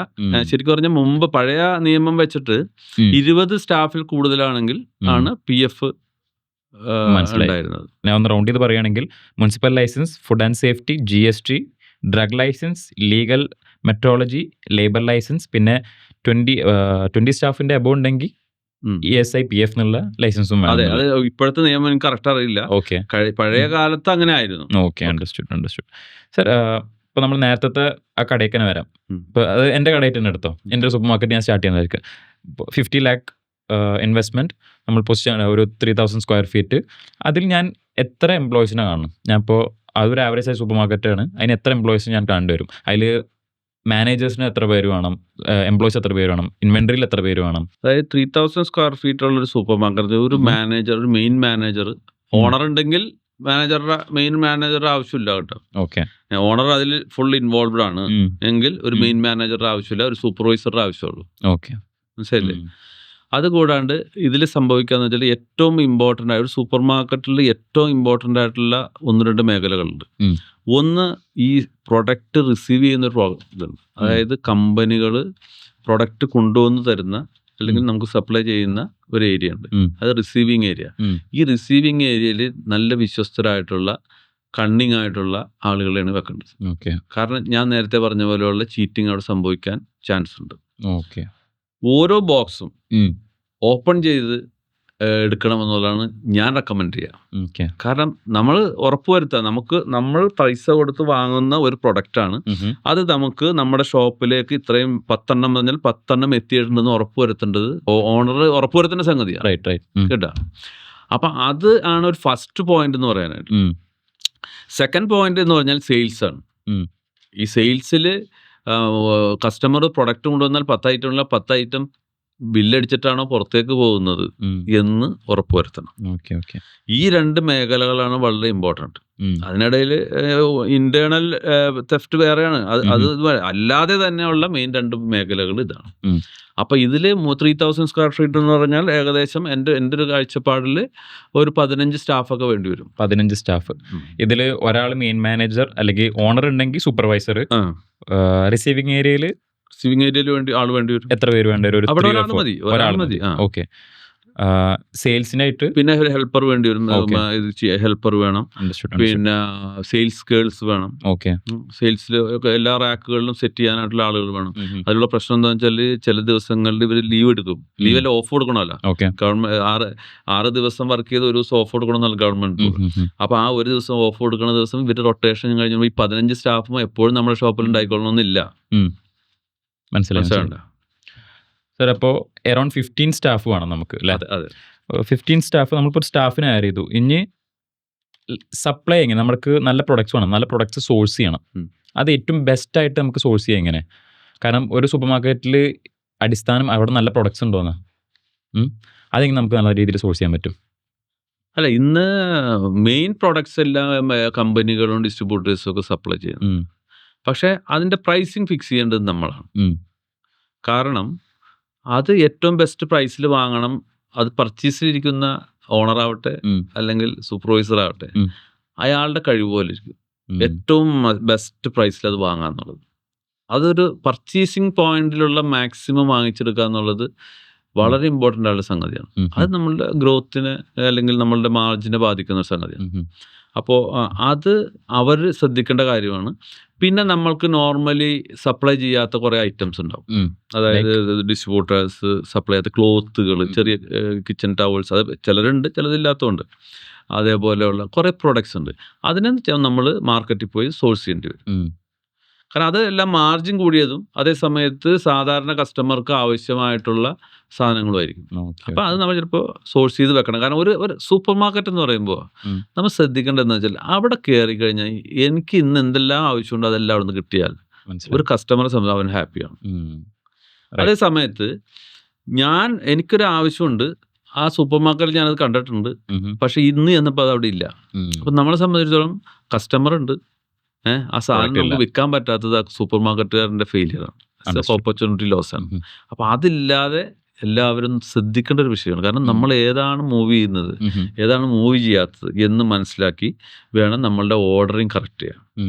എപ്പോഴും സൂപ്പർ മാർക്കറ്റുകാരനും ശ്രദ്ധിക്കേണ്ട വേറൊരു വിഷയം എന്താണെന്ന് വെച്ചാൽ എപ്പോഴും പർച്ചേസ് ഓർഡറിലൂടെ സാധനങ്ങൾ വരുത്തുക. Purchase order P O create ചെയ്ത് തന്നെ കൊടുക്കുക. കാരണം പി ഒ ക്രിയേറ്റ് ചെയ്തില്ലെങ്കിൽ എന്ത് സംഭവിക്കുമെന്ന് വെച്ചാൽ ഈ കമ്പനിയുടെയോ അല്ലെങ്കിൽ ഡിസ്ട്രിബ്യൂട്ടറെയോ ഗോഡൗണിൽ ചിലപ്പോൾ ഒരുപാട് സാധനങ്ങൾ കെട്ടിക്കിടക്കണം, പോകാതെ കെട്ടിക്കിടക്കുന്നു. ഇവർ നമ്മൾ കൊടുക്കുന്ന ഓർഡറിൻ്റെ കൂടെ ഈ പോകാത്ത സാധനങ്ങൾ കൊണ്ടുവന്ന് നമ്മുടെ ഷോപ്പുകളിൽ സപ്ലൈ ചെയ്യാൻ ചാൻസ് ഉണ്ട്. അത് നമ്മളുടെ ഷോപ്പിലും പോകില്ല, അവർക്ക് പോകുന്നില്ല ഓൾറെഡി. അപ്പം നമ്മുടെ ഷോപ്പിൽ നമ്മൾ അവസാനം ഇത് ശ്രദ്ധിക്കാതിരുന്നാൽ നമ്മൾ ഓൾറെഡി പേയ്മെൻ്റ് എല്ലാം കൊടുത്ത് ഇത് ഡെഡ് സ്റ്റോക്ക് ആയിട്ട് നമ്മുടെ ഷോപ്പിൽ ഇരിക്കുന്ന ഒരു സ്ഥിതി വരും. അതുകൊണ്ട് നമ്മളുടെ ഷോപ്പിലെ സെയിലിനെ ബേസ് ചെയ്തായിരിക്കണം പി ഒ കൊടുക്കേണ്ടത്. ഓക്കെ സാർ, അപ്പം പുതുതായിട്ട് സൂപ്പർ മാർക്കറ്റ് തുടങ്ങുന്ന ആൾക്കാർക്ക് ഫസ്റ്റ് തന്നെ ക്രെഡിറ്റിൽ സോഴ്സ് ചെയ്യാൻ പറ്റുമോ, അതോ ക്രെഡിറ്റിൽ കിട്ടണമെങ്കിൽ എത്ര ടൈം എടുക്കും? സാധാരണ നിലക്ക് വലിയ കമ്പനികളെല്ലാം ക്രെഡിറ്റ് കൊടുക്കൂല. അതായത് ചെറിയ കമ്പനിക്കാരൊക്കെ ക്രെഡിറ്റ് കൊടുക്കും. കഴിയുന്നത് ക്രെഡിറ്റ് ബിസിനസ് എന്ന് പറഞ്ഞാൽ നമ്മളും അതിനൊരു സിസ്റ്റം വെക്കുന്നത് നല്ലതായിരിക്കും. നമ്മൾ ഓരോ പാർട്ടിയെയും കൃത്യമായിട്ട് പേയ്മെന്റ് കൊടുത്താൽ അവർക്ക് നമ്മൾക്ക് കിട്ടുന്ന മാർജിനും കാര്യങ്ങളൊക്കെ കൂട്ടിത്തരാനുള്ളൊരു ഇതുണ്ട്. പക്ഷെ ഇന്ന് ഈ മേഖലയിൽ അത് ബുദ്ധിമുട്ടാണ്, മനസ്സിലായില്ലേ? കാരണം എല്ലാവരും ക്രെഡിറ്റിന് ഇഷ്ടപ്പെടുന്ന ആളുകളാണ് പൊതുവെ സൂപ്പർ മാർക്കറ്റുകളെല്ലാം. അതെ സാർ, നമ്മൾ ഓഫേഴ്സിനെ കുറിച്ച് പറയുകയാണെങ്കിൽ ഇപ്പോൾ നമ്മൾ വാൾമാർട്ട് എടുക്കുകയാണെങ്കിൽ, യു എസിൽ തന്നെ ഏറ്റവും വലിയ വാൾമാർട്ട് എടുക്കുകയാണെങ്കിൽ തുടക്കകാലത്ത് അവർ ഉപയോഗിച്ചൊരു സ്ട്രാറ്റജി ഉണ്ട്. അവർ സൂപ്പർ മാർക്കറ്റ്സ് ക്ലീൻ ആക്കി വെക്കില്ല. ഈ ക്ലീൻ ആക്കി വെക്കാതിരിക്കാൻ ഇവർ കാരണം എന്താണെന്ന് വെച്ചാൽ ഇൻകം ക്ലാസ് ഉള്ള ആൾക്കാർക്ക് വേണ്ടിയിട്ട് ഉണ്ടാക്കിയായിരുന്നു വാൾമാർട്ട്. കാരണം വളരെ ഓഫറിൽ പ്രൊഡക്ട്സ് കിട്ടുന്ന ഒരു സിസ്റ്റം. ഒരാൾ സൂപ്പർ മാർക്കറ്റിലേക്ക് വരുമ്പോൾ അവിടെ ക്ലീൻ അല്ലാന്ന് കാണുകയാണെങ്കിൽ ഓട്ടോമാറ്റിക്കായിട്ട് അയാളുടെ ഉള്ളിൽ തോന്നുകയാണ് ഇവിടെ പ്രൊഡക്ട്സ് ചീപ്പായിട്ട് കിട്ടുമെന്ന്. കാരണം തുടക്കത്തിൽ ഇവർ നല്ല ക്ലീൻ ആയിട്ടുള്ളൊരു സെറ്റപ്പ് വെച്ചപ്പോൾ ആൾക്കാർ വന്നു അപ്പം തന്നെ ഇറങ്ങിപ്പോയി എന്നുള്ളൊരു ഇതാണ്. അപ്പോൾ അന്ന് അവരവിടെ ഉപയോഗിച്ചൊരു സ്ട്രാറ്റജിയാണ് ക്ലീൻ ആക്കാതിരിക്കുക. അപ്പോൾ ലോ ഇൻകം ഉള്ള ആൾക്കാർ പെട്ടെന്ന് വരും, എന്നിട്ട് അവരെ സാധനങ്ങൾ എടുക്കും എന്നുള്ളൊരിത്. ഇന്ന് അത് ആപ്ലിക്കബിൾ ആണ്. ലൈക്ക് ഇന്ന് നമ്മളിപ്പോൾ എല്ലാ സൂപ്പർ മാർക്കറ്റിലാണ് ഏറ്റവും ബെസ്റ്റ് ഇൻറ്റീരിയർ, നമ്മൾ നേരത്തെ സംസാരിച്ചു, ബെസ്റ്റ് ഇൻറ്റീരിയർ ആക്കാൻ നോക്കുന്നു, ഏറ്റവും ബെസ്റ്റ് എക്സ്പീരിയൻസ് കൊടുക്കാൻ നോക്കുന്നു. പക്ഷെ എന്നാലും ഒരു ഇൻകമുള്ള ഒരു സെർട്ടൻ ഇൻകം കാറ്റഗറിയിലുള്ള ആൾക്കാരുണ്ട്. അവരെ അട്രാക്റ്റ് ചെയ്യാൻ വേണ്ടിയിട്ട് ഇങ്ങനെ ഒരു മെത്തഡ് യൂസ് ചെയ്യുന്നതൊക്കെ എത്രത്തോളം ആപ്ലിക്കബിൾ ആണ്? ശരിക്കും പറഞ്ഞാൽ ഒരു കുഴഞ്ഞ ചോദ്യമാണ് ചോദിച്ചത്. കാരണം കേരളത്തിലെ ആളുകളെ സംബന്ധിച്ചിടത്തോളം അവർ വൃത്തി ഇഷ്ടപ്പെടുന്നവരാണ്. ഏറ്റവും വൃത്തിയായിട്ട് നടക്കണം എന്ന് ഇഷ്ടപ്പെടുന്നവരാണ്. അവരുടെ ഇടയിലേക്ക് വൃത്തിയില്ലാതെ ഒരു ഷോപ്പിലേക്ക് ചെല്ലുമെന്ന് എനിക്ക് തോന്നുന്നില്ല. ഞാനത് എൻ്റെ അഭിപ്രായമാണ്, എനിക്ക് തോന്നുന്നില്ല. ഞാൻ എപ്പോഴും എൻ്റെ ഷോപ്പിനെ ഏറ്റവും ഭംഗിയായിട്ട് വെക്കാനാണ് ഞാൻ ശ്രമിച്ചുകൊണ്ടിരിക്കുന്നത്. ഞാൻ എൻ്റെ ചെന്ന് കഴിഞ്ഞാൽ ആദ്യം നോക്കുന്നത് ഒരു വിഭാഗത്തിൽപ്പെടുന്ന വൃത്തി ഉണ്ടോ എന്നുള്ളതാണ്. അതേപോലെ നിന്റെ ഫേസിങ് കറക്റ്റ്. ഒരു സൂപ്പർ മാർക്കറ്റിൽ എപ്പോഴും ഫേസിങ് എന്ന് പറയുന്നത് നമ്മൾ റാക്കിൽ വെച്ചിരിക്കുന്ന പ്രൊഡക്റ്റുകൾ ഒരു നിരയിൽ തന്നെയാണോ വെച്ചിരിക്കുന്നത്. കാരണം ഒരു കസ്റ്റമർ വന്നൊരു പ്രൊഡക്റ്റ് എടുത്തു കഴിഞ്ഞാൽ അത് എൻ്റെ തൊട്ടടുത്ത പ്രൊഡക്റ്റ് ബാക്കിലായിരിക്കും. അപ്പോൾ ഒരു സ്റ്റാഫ് രാവിലെ വന്ന് ഷോപ്പിൽ ആദ്യം വന്നാൽ ചെയ്യേണ്ട പണി എന്താണെന്ന് വെച്ചാൽ ആ ഷോപ്പിലെ ഫേസിങ് കറക്റ്റ് ചെയ്യുക എന്നുള്ളതാണ്. മനസ്സിലായില്ലേ? ഫേസിങ് കറക്റ്റ് ചെയ്ത് ഷോപ്പിന് അത് ഒരു പ്രാവശ്യം പോരാ. ഞാൻ എൻ്റെ സ്റ്റാഫിനോട് പറഞ്ഞ് 3 നേരം ചെയ്യണമെന്ന് ഞാൻ പറയാം. കാരണം രാവിലെ ചെയ്യണം. രാവിലെ ചെയ്യാൻ അധികം ഉണ്ടാവില്ല, 1-2 പീസ് ഉണ്ടാവുള്ളൂ. ഉച്ചക്ക് ഒരു 3. കാരണം ഇത് സൂപ്പർ മാർക്കറ്റ് ചെയ്യുന്ന ആളുകൾ ഒരു 4 മണി കഴിഞ്ഞാൽ നമ്മുടെ വീട്ടിലേക്ക് ഒരു അതിഥി കടന്നു വരൂല്ലേ, അവരെ സ്വീകരിക്കാൻ നിൽക്കുന്ന രീതിയിലായിരിക്കണം സ്റ്റാഫ് നിൽക്കണം എന്നുള്ളതാണ് ഞാൻ പറഞ്ഞു കൊടുക്കുക. കാരണം നിങ്ങളൊരു രാവിലെ തൊട്ട് പണിയെടുത്ത് ഒരു ഉച്ച കഴിഞ്ഞ് 3-3:30 ആകുമ്പോൾ നിങ്ങൾ ക്ഷീണിച്ചിട്ടുണ്ടാവും. നിങ്ങൾ പോയി ഫേസ് എല്ലാം കഴുകി മുടിയെല്ലാം ഒന്ന് ഇരി വെച്ച് നമ്മളുടെ വീട്ടിലൊരു ഗസ്റ്റ് വരുമ്പോൾ എങ്ങനെയാണ് അവരെങ്ങനെ നമ്മൾ സ്വീകരിക്കും ഉം. എന്ന രീതിയിലായിരിക്കണം നമ്മൾ നിൽക്കേണ്ടത്. Okay, okay. നമ്മളുടെ പ്രസന്റബിൾ ആയിരിക്കണം നമ്മളുടെ ഉം, ഉം. കാരണം നമ്മൾ പ്രസന്റബിൾ അല്ലെങ്കിൽ ഒരു സെയിൽസ് ഗേളും ഉം. അല്ലെങ്കിൽ സെയിൽസ്മാനോ ഒരു കസ്റ്റമറുടെ മുമ്പിലെത്തില്ല. Okay, okay. ആ കസ്റ്റമറുടെ മുമ്പിലെത്തി ഒരു പ്രൊഡക്റ്റ് നമുക്ക് പറഞ്ഞു കൊടുക്കണമെന്നുണ്ടെങ്കിൽ നമുക്ക് സെൽഫ് കോൺഫിഡൻസ് എന്ന് പറഞ്ഞ സാധനമാണ്. ഉം. അതുണ്ടാവണമെങ്കിൽ ഇത് ചെയ്യണം. ഉം. എന്ന പോലെ തന്നെ ഒരു ഷോപ്പിൽ രാവിലെയും ഫേസിങ് കറക്റ്റ് ചെയ്യണം, ഉച്ചക്ക് 3:30 മണിക്ക് ഫേസിങ് കറക്റ്റ് ചെയ്യണം, ഉം. ഷോപ്പ് ക്ലോസ് ചെയ്യുന്ന സമയത്തും Facing ഫേസിങ് correct കറക്റ്റ് ചെയ്യണം. ഞാനിപ്പോൾ അതിന് നമ്മൾ ചെയ്യുന്നത് എന്താണെന്ന് വെച്ചാൽ വൈകുന്നേരം ഷോപ്പ് ക്ലോസ് ചെയ്യുന്നതിന് മുമ്പ് റാക്കുകളുടെ ഫോട്ടോ എടുത്ത് അയക്കാൻ പറയും. ഓക്കെ. അതായത് ഫേസിങ് കറക്റ്റ് ചെയ്ത് ഉം. ഫോട്ടോ എടുത്ത് അയക്കാൻ പറയും. ഓക്കെ. മനസ്സിലായോ? അപ്പം അത്തരത്തിൽ അപ്പം എന്താ ഗുണം എന്താ വെച്ചാൽ രാവിലെ വരുന്നവർക്ക് വലിയ പണിയൊന്നുമില്ല, ഈ ഫേസിങ് കറക്റ്റ് ചെയ്യണ പണിയില്ല. ഉം. കാരണം ഓൾറെഡി രാത്രി ചെയ്ത് പോയിട്ട് പിന്നെ അതിൽ ആ ഫേസിങ് കറക്റ്റ് ചെയ്ത് പോകുന്നതിന് ശേഷം ചിലപ്പോൾ ഒരു കസ്റ്റമർ ഒന്ന് എടുത്താലല്ലേ ഉള്ളൂ. ഉം, ഉം, ഉം. അപ്പം Right. ഇത്തരത്തിൽ ഷോപ്പിനെ വൃത്തിയായിട്ട് കൊണ്ടു നടക്കുന്നതാണ് എപ്പോഴും കേരളത്തിലെ സൂപ്പർ മാർക്കറ്റുകൾക്ക് നല്ലതെന്നുള്ളതാണ് എൻ്റെ അഭിപ്രായം. അപ്പോൾ വാൾമാർട്ട് സ്ട്രാറ്റജി കേരളത്തിൽ വർക്കാവില്ല എന്നുള്ള രീതിയിൽ അത് ചാൻസ് കുറവാണെന്ന് എനിക്ക് തോന്നുന്നു. എനിക്ക് തോന്നുന്നു ഇപ്പോഴും ആ സ്ട്രാറ്റജി ഈ കാലത്ത് വർക്കാവുന്നില്ല അറിയില്ല. കാരണം ഞാൻ ഈ തിയറി സ്ട്രാറ്റജി കേട്ടപ്പോൾ ഞാനാകെ സർപ്രൈസ് ആയി. കാരണം ഇങ്ങനെയൊക്കെ ആൾക്കാർ ടെസ്റ്റ് ചെയ്ത് നോക്കിയോ എന്നുള്ളൊരു ഇത്. കാരണം ഒരാളും പ്രതീക്ഷിക്കാത്ത ഒരു രീതിയിലാണ് ഒരു അവരുടെ സ്ഥാപനം ക്ലീൻ ആക്കാതിരിക്കുക എന്നിട്ട് സെയിൽസ് കൂട്ടുക എന്നുള്ളൊരു സ്ട്രാറ്റജി എവിടെയും കേൾക്കാത്തൊരു ഇതായിരുന്നു. സാർ എൻ്റെ നെക്സ്റ്റ് ചോദ്യം, നമ്മൾ പ്രൊഡക്റ്റ് സോഴ്സിനെ കുറിച്ച് നേരത്തെ സംസാരിച്ചായിരുന്നു. ഇപ്പോൾ സ്വന്തം ഒരു സൂപ്പർ മാർക്കറ്റിൻ്റെ സ്വന്തം ബ്രാൻഡ്സ് വിൽക്കുന്നതിനെ കുറിച്ചിട്ട് എന്താ അഭിപ്രായം? നല്ല അഭിപ്രായമാണ്. ആഹാ. അതായത് നമ്മൾ വൈറ്റ് ലേബിളിംഗ് ചെയ്തിട്ട് നമ്മളുടേതായിട്ടുള്ള പ്രൊഡക്റ്റ് അത് നമ്മൾ ചിലപ്പോൾ സ്വന്തമായിട്ട് ഉണ്ടാക്കുന്നതായിരിക്കില്ല. ഉം.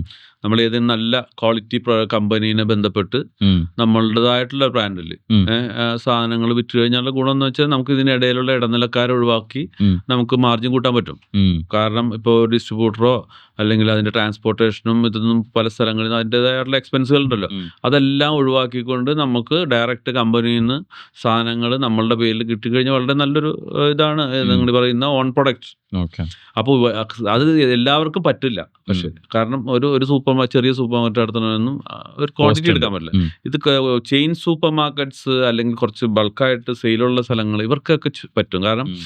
ഈ കമ്പനി എപ്പോഴും ഒരു ക്വാണ്ടിറ്റി ചോദിക്കും. ഉം. ഞങ്ങൾക്ക് എത്ര കേസ് തരും അല്ലെങ്കിൽ എത്ര ക്വാണ്ടിറ്റി തരും നമുക്ക് സോഴ്സ് ചെയ്യാൻ ആൾക്കാർ. സോഴ്സ് ചെയ്യാൻ ആളുകൾ. അവർക്ക് അതാണ് മുതലാവുള്ളൂ. കാരണം അവർക്ക് Right. സ്റ്റിക്കർ അടിക്കണം, ഒരുപാട് വർക്ക് ഉണ്ട്. ഉം. ഉം. അപ്പൊ അതിന് നമുക്ക് കൊടുക്കാൻ പറ്റിയ ക്വാണ്ടിറ്റി അവർക്കുണ്ടോ ഇല്ല എന്നുള്ളത് വളരെ ഇമ്പോർട്ടൻ്റ് ആണ്. അണ്ടർസ്റ്റുഡ്. അപ്പോൾ ഇനി നെക്സ്റ്റ് ആയിട്ടുള്ള എൻ്റെ അടുത്തുള്ള ഒരു ചോദ്യം എന്ന് വെച്ചാൽ, ഇപ്പോൾ ഞാനൊരു സൂപ്പർ മാർക്കറ്റ് തുടങ്ങി. ഞാൻ ലൊക്കേഷൻ നോക്കി, പൊസിഷൻ നോക്കി, ക്യാപിറ്റൽ ഇട്ടു, പിന്നെ എല്ലാ പെർമിഷനും മേടിച്ചു, 15 മറ്റേ സ്റ്റാഫിനെ ഹയർ ചെയ്തു, നല്ല പ്രൊഡക്റ്റും സോഴ്സ് ചെയ്തു.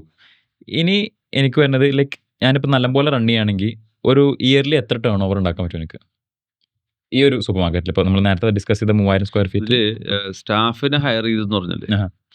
ഈ സ്റ്റാഫിനെ ഹയർ ചെയ്യുക എന്ന് പറഞ്ഞാൽ അതൊരു വലിയൊരു ത്രെട്ടാണ്. ആ. ഇന്ന് സൂപ്പർ മാർക്കറ്റ് മേഖല നേരിടുന്ന ഏറ്റവും വലിയ ത്രെട്ടാണ് സ്റ്റാഫ്. ക്വാളിറ്റി സ്റ്റാഫ് അല്ല പ്രശ്നം, ക്വാളിറ്റി സ്റ്റാഫ് എന്നുള്ളത്. ഏത് സ്റ്റാഫിനെടുത്താലും അവർ ഇപ്പോൾ വരുന്ന അധികം പേര് ഇപ്പോൾ എറണാകുളത്ത് എടുത്തു കഴിഞ്ഞാൽ എറണാകുളത്ത് പഠിക്കാൻ വരുന്ന കുട്ടികൾ പാർട്ട് ടൈം ജോബായിട്ട് വരുന്നത് അവരുടെ സീരിയസ് ജോബല്ല, പാർട്ട് ടൈം അല്ലെങ്കിൽ വേറെ എന്തെങ്കിലും കാരണങ്ങൾ കൊണ്ടുവരും. ഈ സ്റ്റാഫിനെ സ്റ്റിക്ക് ചെയ്ത് അതായത് ഒരു ആവശ്യക്കാരനായിട്ട് ഒരു ജോലി ആവശ്യക്കാരനായിട്ട് വരുന്നവനാണ് സ്റ്റാഫ് എന്ന് പറയുന്നത്. മറ്റൊരു സ്റ്റാഫ് എന്ന് പറയാൻ ബുദ്ധിമുട്ടാണ്. അപ്പോൾ ആര് വന്നാലും, അതായത് പാർട്ട് ടൈം ജോബിന് വന്നാലും അല്ലെങ്കിൽ സീരിയസ് ജോബിന് വന്നാലും അവരെ നമ്മൾ കൃത്യമായിട്ട് ട്രെയിനിങ് കൊടുക്കണം. ഒരു സ്റ്റാഫിനെ അവർ ഇതിനു മുമ്പ് വർക്ക് ചെയ്തിട്ടുണ്ടാവില്ല. അപ്പോൾ ഒരു സ്റ്റാഫ് ട്രെയിനിങ് ഇമ്പോർട്ടൻ്റ് ആണ്. അത് ഡെയിലി ബേസിൽ നമ്മൾ ഒരിക്കലും ഒരു പ്രാവശ്യം പറഞ്ഞാൽ ഇവർ ശരിയാവും എന്ന് ഒരിക്കലും ധരിക്കരുത്. റിപ്പീറ്റ് ചെയ്ത് പറഞ്ഞുകൊണ്ടിരിക്കുക. കസ്റ്റമർ എങ്ങനെ അറ്റൻഡ് ചെയ്യണം, കസ്റ്റമറോട് എങ്ങനെ പെരുമാറണം, കസ്റ്റമർ വരുമ്പോൾ എങ്ങനെ നിൽക്കണം, ഇതെല്ലാം റിപ്പീറ്റ് ചെയ്ത് പറഞ്ഞുകൊണ്ടിരുന്നാൽ ഈ 10 പേരിൽ നിന്ന് നമുക്ക് 3-4 സ്റ്റാഫിനെ കൺവെർട്ട് ചെയ്തെടുക്കാൻ പറ്റും. മനസ്സിലായില്ലേ? അല്ലാതെ പഴയ കാലത്ത് എന്ന് വെച്ചാൽ ഒരുപാട് സിൻസിയറായിട്ട് സ്റ്റാഫ് ഉണ്ടായിരുന്നു. നമ്മൾ ഒരു കാര്യം പറഞ്ഞാൽ അത് പഠിച്ച് റിപ്പീറ്റ് ചെയ്ത് പിന്നെ നമ്മൾ പറയേണ്ടി വരില്ല. ആ രീതിയിലുള്ള ഒരുപാട് സ്റ്റാഫ് ഉണ്ടായിരുന്നു. ഇന്ന് ആ കാലഘട്ടം മാറി. ഇന്ന് ഇവിടെ നിന്ന് പോയാൽ അവിടുത്തെ സ്ഥലത്ത് ജോലി കിട്ടുമെന്ന് പറയാം. അതുകൊണ്ട് ആ ഒരു സിൻസിയറിറ്റി എന്നുള്ള സംഗതി അത് നമ്മുടെ കാലഘട്ടം അനുസരിച്ച് തന്നെ. ഇപ്പോൾ പഴയ കാലവും പുതിയ കാലത്തിൻ്റെയും മാറ്റം ഇന്നത്തെ സ്റ്റാഫുകളിലും ജനങ്ങളിലും വന്നിട്ടുണ്ട്. ആത്മാർത്ഥമായ പ്രവർത്തനങ്ങളുടെ ആ ഒരു കുറവ്. അപ്പോൾ ലൈക്ക് നമ്മൾ സ്റ്റാഫിന് നല്ല രീതിയിൽ ട്രെയിനിങ് കൊടുക്കണം. നല്ല രീതിയിൽ സ്റ്റാഫ്സിന് ട്രെയിനിങ് കൊടുത്ത് നല്ലപോലെ പോണ ഒരു സൂപ്പർ മാർക്കറ്റ് എൻ്റെ നേരത്തെ ചോദ്യത്തിലെത്താണ്. ഇയർലി എത്ര ടേൺ ഓവർ ഒരു ആവറേജ് ഉണ്ടാക്കാൻ പറ്റും? ഒരു റേഞ്ച് പറഞ്ഞാലും മതി. ഇയർലി ആണോ ഉദ്ദേശിക്കുന്നത്, മന്ത്ലി ആണോ? Monthly and yearly, tell me both. Okay. അല്ല, ഞാൻ അത് എത്ര, ഇപ്പൊ ഈ പറഞ്ഞ 3000 സ്ക്വയർ ഫീറ്റിലാണ് എൻ്റെ supermarket. Like 3000 square feet, 15 staff. 3000 square ഫീറ്റിലുള്ള ഒരു സൂപ്പർ മാർക്കറ്റ് ഇപ്പോഴത്തെ നിലയിൽ കുഴപ്പമില്ലാതെ പോകണം. മിനിമം 45 lakhs സെയിലെങ്കിലും ഉണ്ടെങ്കിൽ കംഫർട്ടബിൾ എന്ന് പറയാൻ പറ്റും. Monthly or yearly? Monthly 45 lakhs എന്ന് പറയുമ്പോൾ ഇയർലി ആകുമ്പോൾ 5.5 CR. 5.5 CR sales yearly minimum. Okay. കാരണം ഇപ്പോഴത്തെ സാലറി, റെന്റ്, ഇതെല്ലാം കൂടെ അത് ഡിപ്പെൻസ് ആണ്. ഇതെല്ലാം ഞാൻ പറയുന്ന ഒരു കറക്റ്റ് ഫിഗർ എന്ന് പറയാൻ പറ്റില്ല. മനസ്സിലായി. ഇത് റെന്റ് കുറച്ചാൽ ഇത് ഇത്രയും വേണ്ട. സ്റ്റാഫിന്റെ സാലറി, ഇപ്പോഴത്തെ സ്പെഷ്യൽ സാലറി വെച്ചിട്ട് ഞാൻ പറയുന്നത് അത് ഡിപ്പെൻസ് ആണ് എല്ലാം. പക്ഷെ ഒരു മിനിമം നമ്മൾ എഫേർട്ട് ഇടുന്നതിന് മിനിമം ഇത്രയെങ്കിലും കിട്ടാതെ ഒരു സൂപ്പർ മാർക്കറ്റ് കൊണ്ടു നടക്കാന്ന് പറഞ്ഞാൽ ബുദ്ധിമുട്ടായിരിക്കും. ഇപ്പോൾ 5 to 6 crore ഇതാണ് ഒരു റേഞ്ച് വരുന്നത്. ഓക്കെ.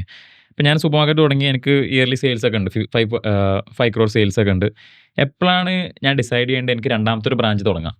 ഓക്കെ, ഞാൻ ഇപ്പം നല്ലപോലെ ഇത് പൂവുണ്ട്, അത് എപ്പോഴാണ് ആ ഡിസിഷൻ എടുക്കേണ്ടത്? എപ്പോഴാണ് ഇത് നല്ലപോലെ പൂവുണ്ട് എന്ന് മനസ്സിലാക്കേണ്ടത്? ഇത് അത് മനസ്സിലാക്കേണ്ടതെന്ന് വെച്ചാല്, ഒരാൾ പുതിയതായിട്ട് സൂപ്പർ മാർക്കറ്റ് തുടങ്ങി. ഓക്കെ. അതില് അയാൾക്ക് ഇതൊന്ന് പഠിച്ചെടുക്കുക എന്ന് പറയുന്നത് സാധാരണ ഒരു ബിസിനസ് പഠിക്കുന്നതിനേക്കാൾ കുറച്ച് ടഫ് ജോബാണ്. കാരണം ഇതിൽ അകത്തുള്ള പ്രൊഡക്ട്സ്, അതിൻ്റെ സെയിൽസ്, മൂവ്മെന്റ്, അതേപോലെ ഇതിൻ്റെ ത്രെറ്റുകൾ എന്തൊക്കെ ഇതെന്നൊക്കെ പറഞ്ഞു കഴിഞ്ഞാൽ ഇത് പഠിച്ചെടുക്കേണ്ട ഒരു സമയമുണ്ട്.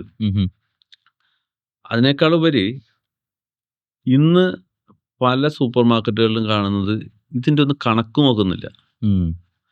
അതായത് കുറേ സാധനം വാങ്ങുന്നു, അതിൻ്റെ പേയ്മെന്റ് കൊടുക്കുന്നു, ഇതിങ്ങനെ പോകുന്നു. അല്ലാണ്ട് സ്റ്റോക്ക്, അതായത് ഇൻവെന്ററി സിസ്റ്റം, അതായത് ഇയർലി ഇൻവെന്ററി ചെയ്യില്ല, സ്റ്റോക്ക് എടുക്കൂല.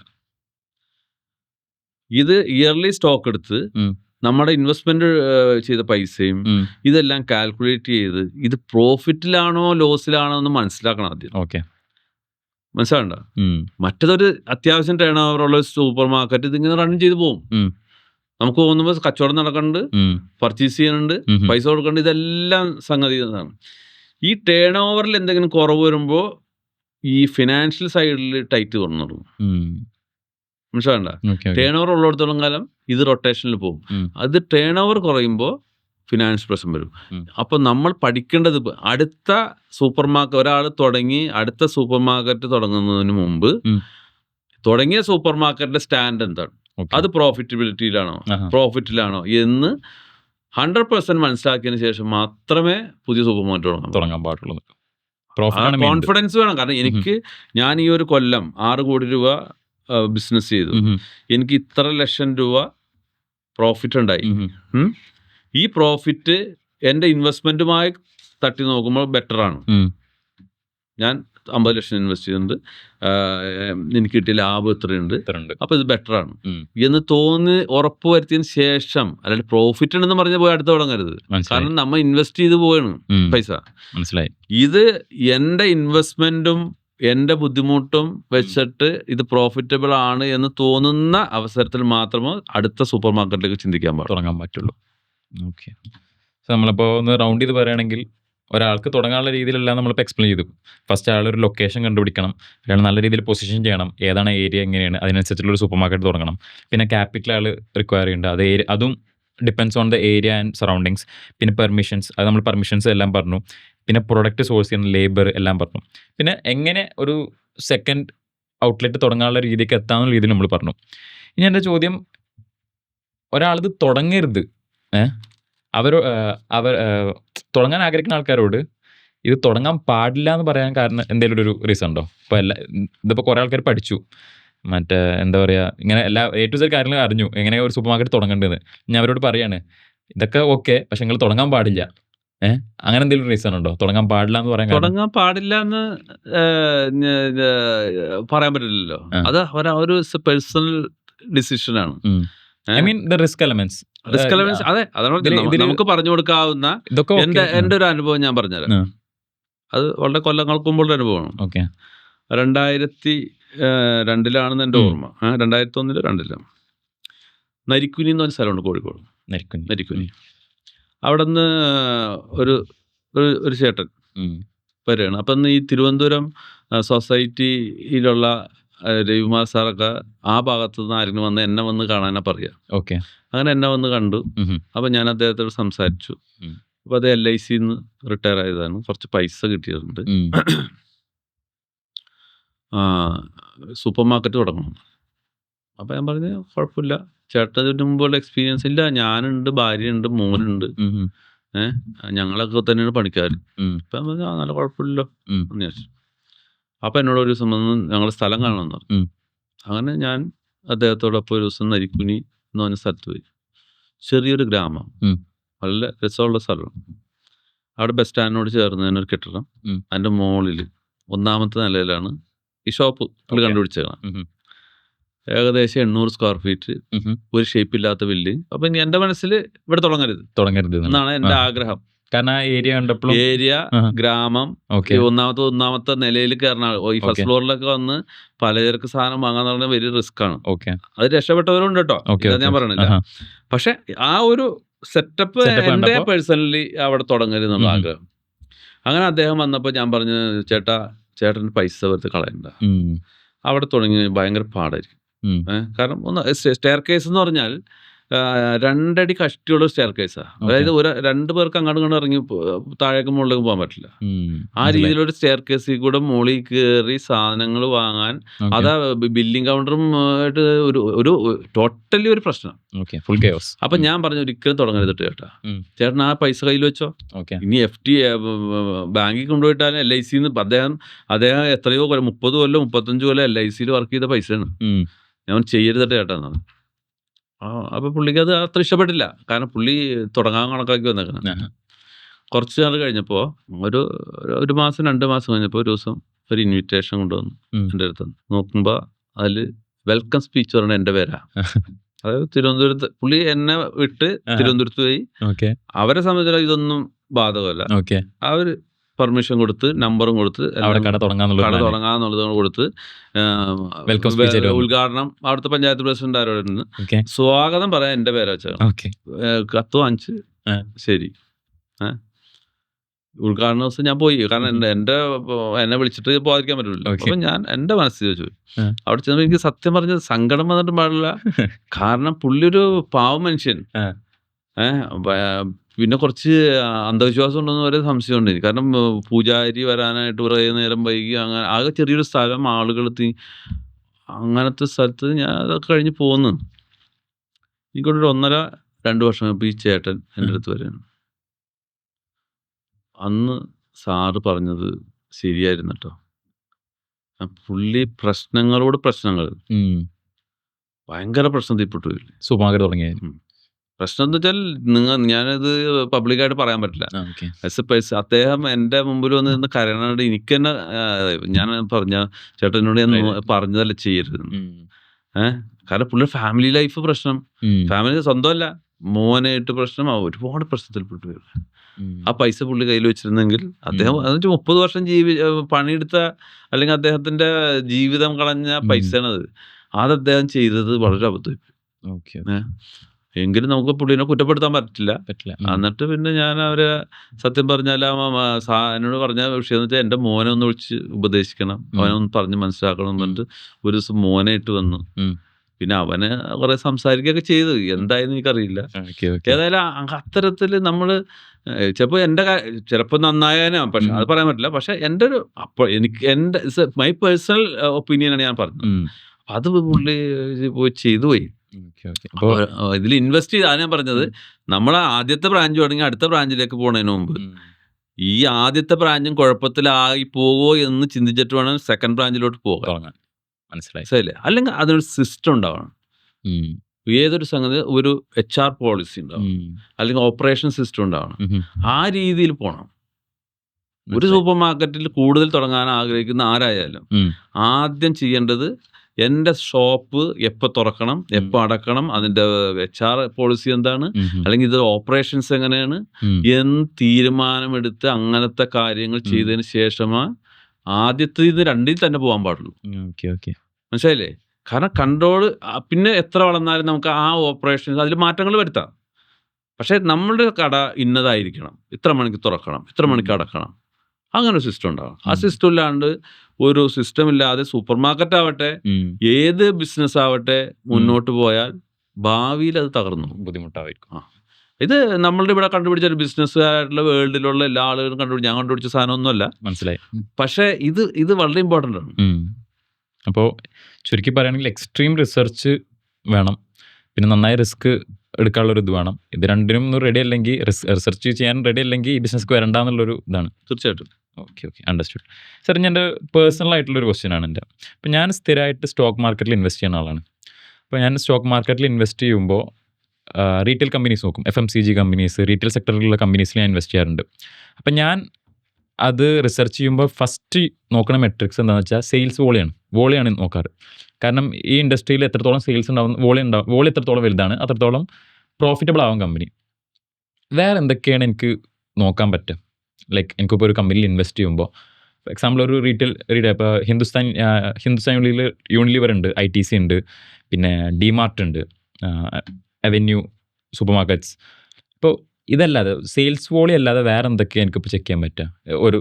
ഇത് സൂപ്പർ മാർക്കറ്റിൻ്റെ ഇത് ഓക്കെ ആണെങ്കിൽ, ഇന്നൊരു കാര്യം ഓക്കെ ആണെങ്കിൽ ഇത് നന്നായിട്ട് പോകാൻ സാധ്യത ഉണ്ട്, അങ്ങനെ എന്തെങ്കിലും ഉണ്ടോ? ഈ ഷെയർ ബിസിനസ്സുമായിട്ട് എനിക്ക് വലിയ ഐഡിയ ഇല്ല. ഓക്കെ. എങ്കിലും എപ്പോഴും ഒരു കമ്പനിയുടെ അതിൻ്റെ തലപ്പത്തിരിക്കുന്ന ആരാണെന്നൊന്ന് പഠിക്കണം നല്ലതായിരിക്കും. ഓക്കെ, മനസ്സിലല്ലേ? ഇത് ആരാണ് മാനേജ് ചെയ്യുന്നത്, ഏത് രീതിയിലുള്ള മാനേജ്മെന്റ്സ് ആണ് ഇത് പോകുന്നത്, അവർക്ക് എത്രത്തോളം പൊട്ടൻഷ്യൽ ഉണ്ട്, ഇതിനെ ഡെവലപ്പ് ചെയ്യാൻ കഴിവുള്ളവരാണോ, പ്രൊമോട്ടേഴ്സ് നല്ലതാണോ എന്ന് നോക്കണം. അതേപോലെ തന്നെ ഇവരുടെ ഇൻവെസ്റ്റ്മെന്റ് സൈഡ് എങ്ങനെയൊക്കെ നോക്കണം. അതായത് റിസ്ക് ഫാക്ടറുള്ള സംഗതിയിലേക്കാണോ, കാരണം പല കമ്പനിയും വേറെ ഈ ഫണ്ടിനെ പല രീതിയിലേക്ക് മാറ്റും. അപ്പം അത് സേഫ് ആയിട്ടുള്ള സ്ഥലങ്ങളിലേക്കാണോ ഇവർ ഇൻവെസ്റ്റ് ചെയ്യുന്നത്, അതായത് അവരുടെ സപ്പോർട്ടിങ് കമ്പനീസ് ഏതാണ്, മനസ്സിലായില്ലേ? അത് നല്ലതാണെന്ന് നോക്കുന്നത് നന്നായിരിക്കും. കാരണം അതൊക്കെ ആയിരിക്കും ഒരു കമ്പനിയുടെ സ്ട്രെങ്ത്. കമ്പനി എന്നല്ല, ഏത് ഇൻഡസ്ട്രിയുടെ സ്ട്രെങ്ത് അതാണ്. എന്നെ സംബന്ധിച്ച സൂപ്പർ മാർക്കറ്റ് ആണെങ്കിൽ എൻ്റെ സ്ട്രെങ്ത് എന്താ? എൻ്റെ സ്റ്റാഫാണ്, അല്ലേ? എൻ്റെ സ്റ്റാഫ് മോശമാണെങ്കിൽ, അല്ലെങ്കിൽ എന്നെ സപ്പോർട്ട് ചെയ്യുന്ന ആളുകൾ മോശമാണെങ്കിൽ ഒരിക്കലും എനിക്ക് സ്ട്രെങ്ത് ഉണ്ടാവില്ല, ശരിയല്ലേ?